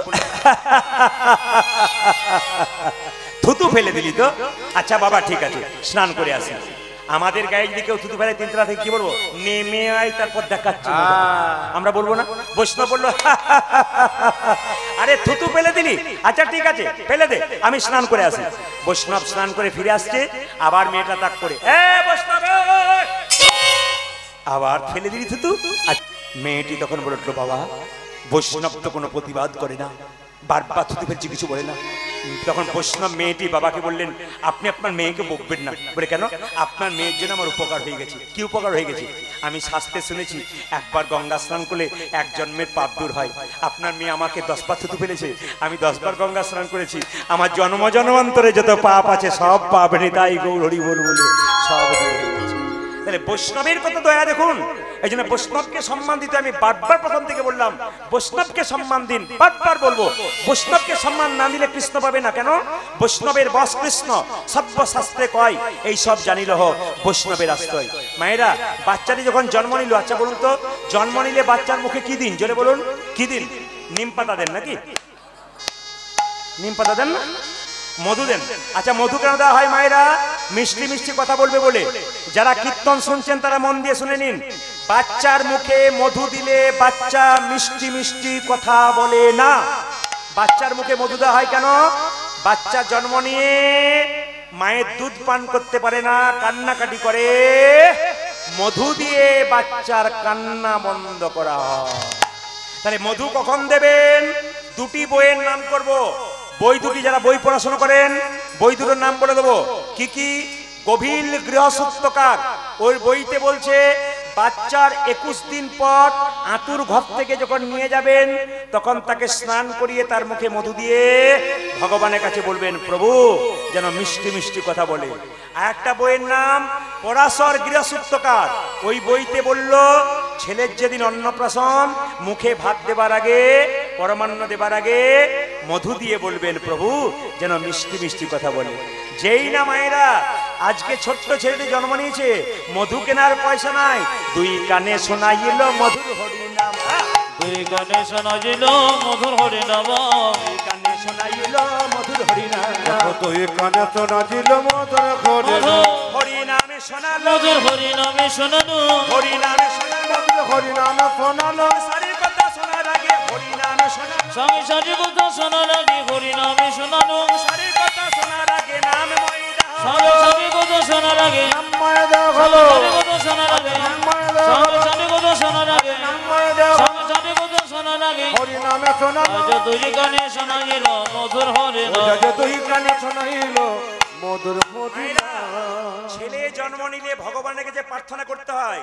তার বাবা বলল আশীর্বাদে করো গো, আশীর্বাদে করব, আশীর্বাদে করো গো, আশীর্বাদে করো কি কি কি যেন ভাগবতে পড়তে পারে, আশীর্বাদে করো, যেন ভাগবতে পড়তে পারে, আশীর্বাদে করো গো, যেন সংকীর্তনে গাইতে পারে, আশীর্বাদে করো, ও যেন সংকীর্তন গাইতে পারে, আশীর্বাদে করো, যেন সংকীর্তনে গাইতে পারে, হরি হরি হরি, যেন ভাগবতে পড়তে পারে, হরি হরি হরি নাম সংকীর্তন গাইতে পারে, হরি হরি হরি যেন ভাগবতে পড়তে পারে, হরি হরি হরি নাম সংকীর্তন গাইতে পারে, আশীর্বাদে করো, আজ দুই কানে শোনাইল মধুর হরিনাম। তুই কানে শোনাইল মধুর হরিনাম। সবাই মিলে ছোট্ট ছেলে বড় হলো, তার নাম রাখলো দুঃখের সংসারে জন্ম নিয়েছে, নাম রাখলো দুঃখী মণ্ডল। সবাই মিলে হাত তুলে গান দুঃখী মণ্ডল গাইছে।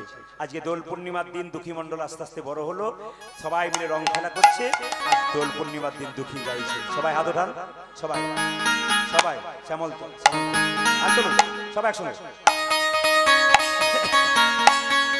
তালে তালে হাত তুলে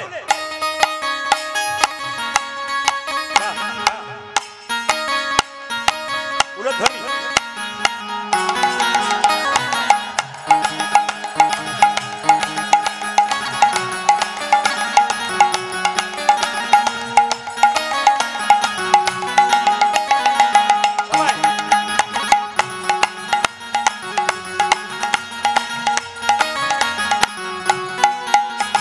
শ্যামল তনু যে হলো আবিরেতে লাল, বাবা বা আবিরেতে লাল, হোলি খেলেছে আমার গজের গোপাল।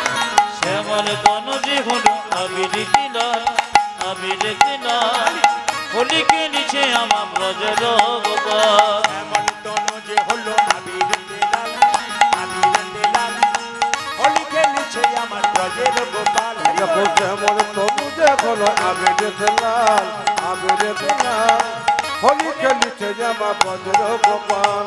সাথে লইয়ে সুদাম সুদাম যত না রাখাল, ওগো সাথে লইয়ে, সাথে লইয়ে, সাথে লইয়ে শ্রীরাম সুদাম যতন রাখাল। সাথে লইয়ে, সাথে লইয়ে, সাথে লইয়ে সুদাম সুদাম যত না রাখাল।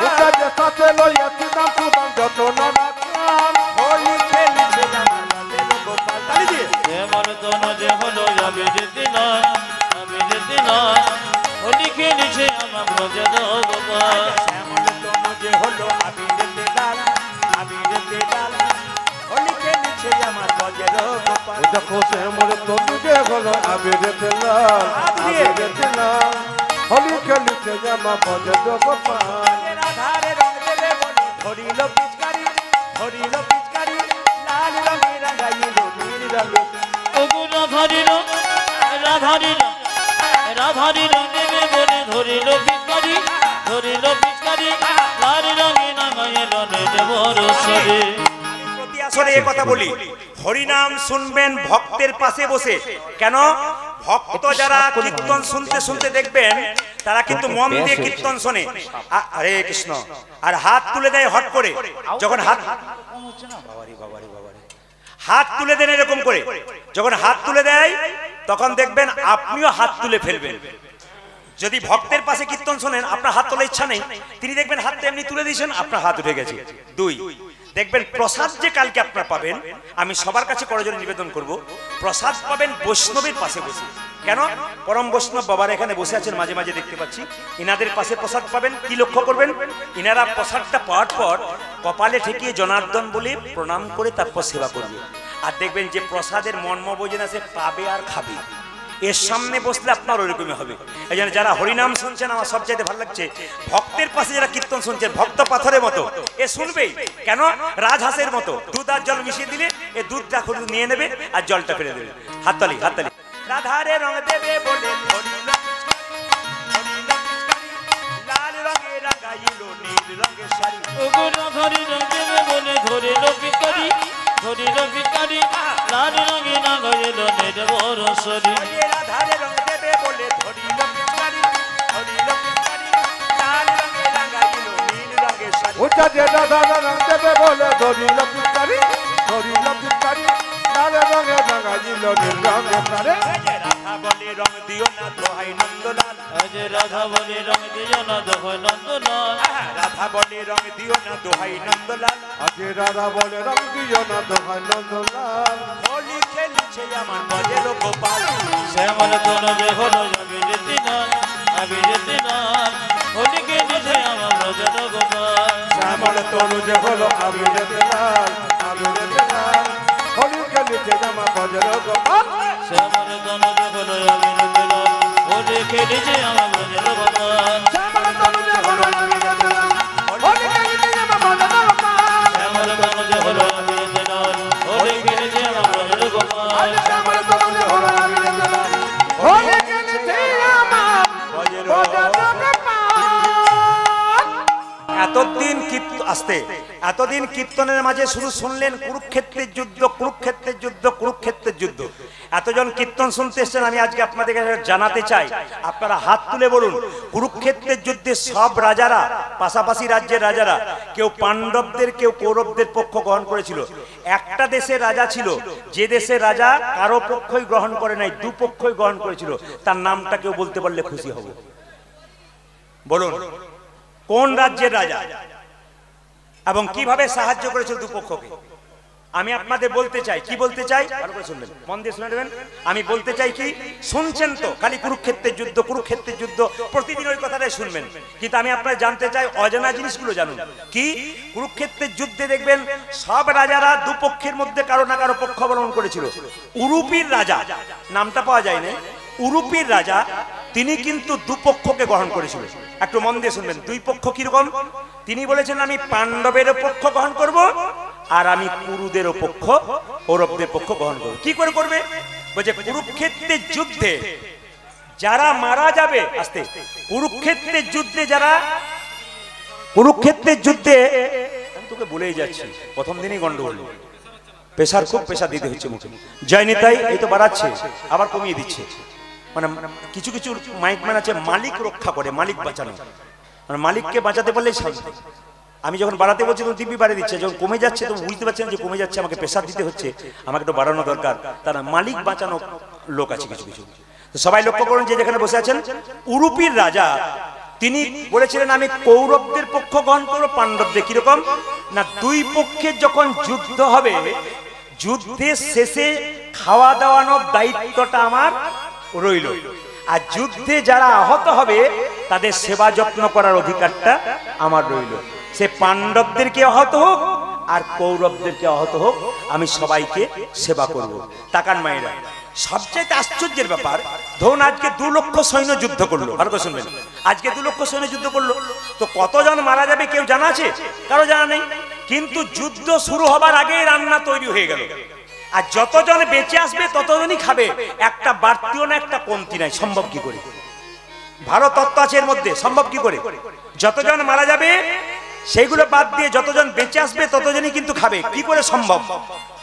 ততজনেরই রান্না হতো, যুদ্ধের আগে রান্না হয়ে যেত, কিন্তু যতজন বেঁচে আসতো ততজনই খেত, একজন বাড়তি না একজন কমতি নাই। কারণটা কি?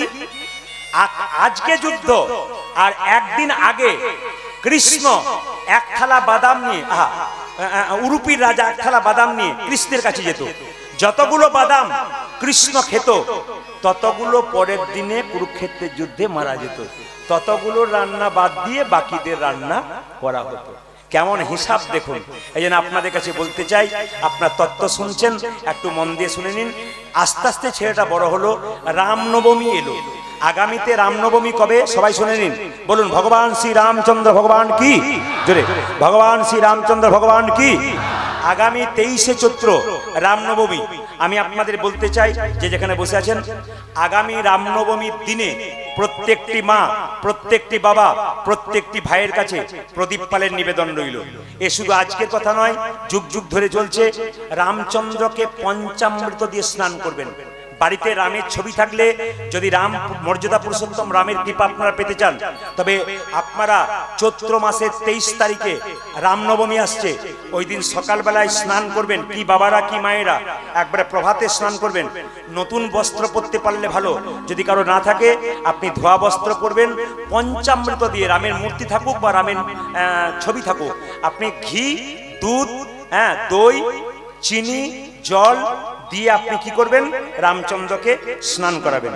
স্নান করানোর পর কি করবেন, একটা ফুলের মালা রামচন্দ্রের গলায় দেবেন, ভগবান শ্রী রামচন্দ্রের নাম করবেন। 2, আপনাদের বলে যাই, সেই দিন কিন্তু একটা প্রসাদ তৈরি করে বাচ্চাদেরকে দেবেন, একটু পরমান্ন পায়েস তৈরি করে দেবেন, ভগবান শ্রী রামচন্দ্রের জয়ধ্বনি দেবেন বাড়িতে। আর একটা কাজ করবেন, যদি পারেন আপনারা একটা করে হনুমানজির পতাকা আপনাদের বাড়ির ছাদের উপরে বা বাড়ির চালের উপরে, বা বাড়িতে যদি কোনো উঁচু জায়গাতে না পারেন, তাহলে তুলসী মন্দিরে একটা কঞ্চি দিয়ে তার উপরে একটা করে হনুমানজির পতাকা দেবেন। কেন, কুরুক্ষেত্রের যুদ্ধে কৃষ্ণ অর্জুনের সঙ্গে যখন রথের মধ্যে একসঙ্গে ছিল, তখন দেখবেন ওই রথে হনুমানজির পতাকা ছিল। হনুমানজির পতাকা ছিল, হনুমানজি রক্ষা করেছিল। আমি আপনাদের বলতে চাই, সংসার যদি কুরুক্ষেত্রের যুদ্ধক্ষেত্র হয়, তাহলে বাড়িটা কি একটা রথ। এই বাড়িটা যদি রথ হয়, এই রথের উপরে একটা করে সবাই হনুমানজির পতাকা রেখে দেবেন। আপনাকে কেউ কিছু ক্ষতি করতে পারবে না। একটা লাভ আছে ওই দিন। আমি ঝাড়খণ্ডে প্রচুর জায়গাতে এর আগে আমি গান করেছি রামনবমীর দিনে। ওখানকার মেয়েরা, কালকে যেমন আপনারা জল আনবেন, ওরা হাজার হাজার মেয়েরা লাল পেরে সাদা শাড়ি পরে কলস নিয়ে জল আনে নদী থেকে, আর হনুমানজির মন্দিরে দেয় একটা করে হাতে হনুমানজির পতাকা, একটা করে নতুন সিঁদুরের কৌটো।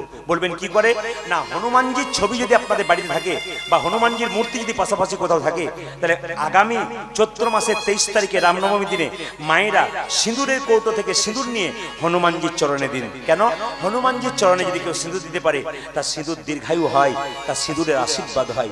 প্রমাণ কি, একদিন সীতা মা এরকম করে সিঁদুর নিচ্ছে, হনুমান প্রশ্ন করছে, মা তুমি সিঁদুর নিচ্ছ কেন? বলে তোর প্রভু একটু মঙ্গল হবে। আচ্ছা, হনুমান বুঝে নিল আমার প্রভু রামচন্দ্রের মঙ্গল হবে, সিঁদুরে সিঁদুর নিচ্ছে। হনুমানজি কি করেছে না, সঙ্গে সঙ্গে সিঁদুরের কৌটোটাকে নিয়ে গোটা শরীরে লম্বা করে মেখে নিয়েছে। আর সঙ্গে সঙ্গে সীতা বলছে, এই যে তুই যে গোটা শরীরে সিঁদুরটা মেখে নিলি, তুই তো খুব বোকারে। হ্যাঁ, আমি একটু সিঁদুর সিঁদুর দিচ্ছি প্রভু মঙ্গলের জন্য, আর তুই গোটা শরীরে সিঁদুর ছড়িয়ে নিলি। হনুমান তখন বলছে, মা স্মৃতিতে একটু সিঁদুর নিলে যদি প্রভুর একটু মঙ্গল হয়, গোটা শরীরে সিঁদুর ছড়িয়ে নিলে প্রভুর কত না মঙ্গল। আমি আপনাদের বলবো যে যেখানে বসে আছেন হনুমানজির মন্দিরে, সেদিন আপনারা কি করবেন মায়েরা, আপনারা সবাই একটু করে সিঁদুর দান করবেন বারবার। যদি পতাকা, যদি মূর্তি থাকে হনুমানজির, বা যদি ছবি থাকে বাড়িতে, যদি না থাকে তাহলে হনুমানকে স্মরণ করে একটুখানি সিঁদুর কোনো জায়গায় বাড়িতে রেখে দেবেন, হনুমানকে স্মরণ করে। আপনার সেদিন কর্তব্য আছে। আমি চলে যাই, আমি চলে যাব, আমি চলে চলে যাও গোপিকা, আমি চলে যাব,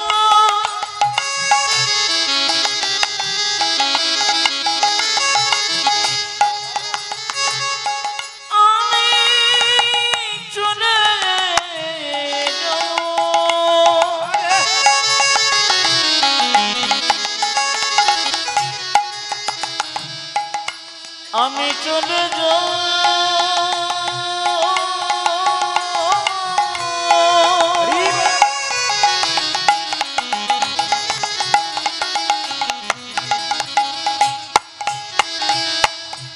দাও তুমি দাও,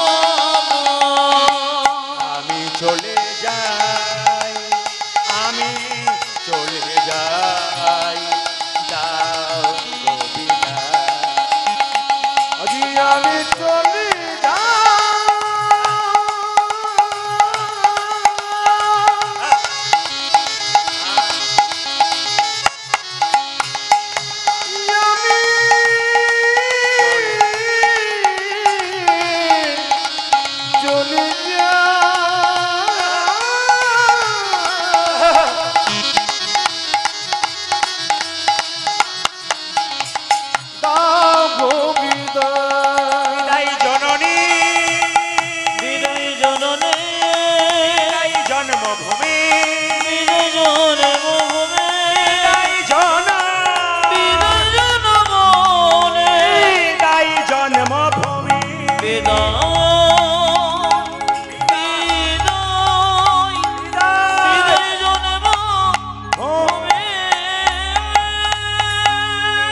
রানী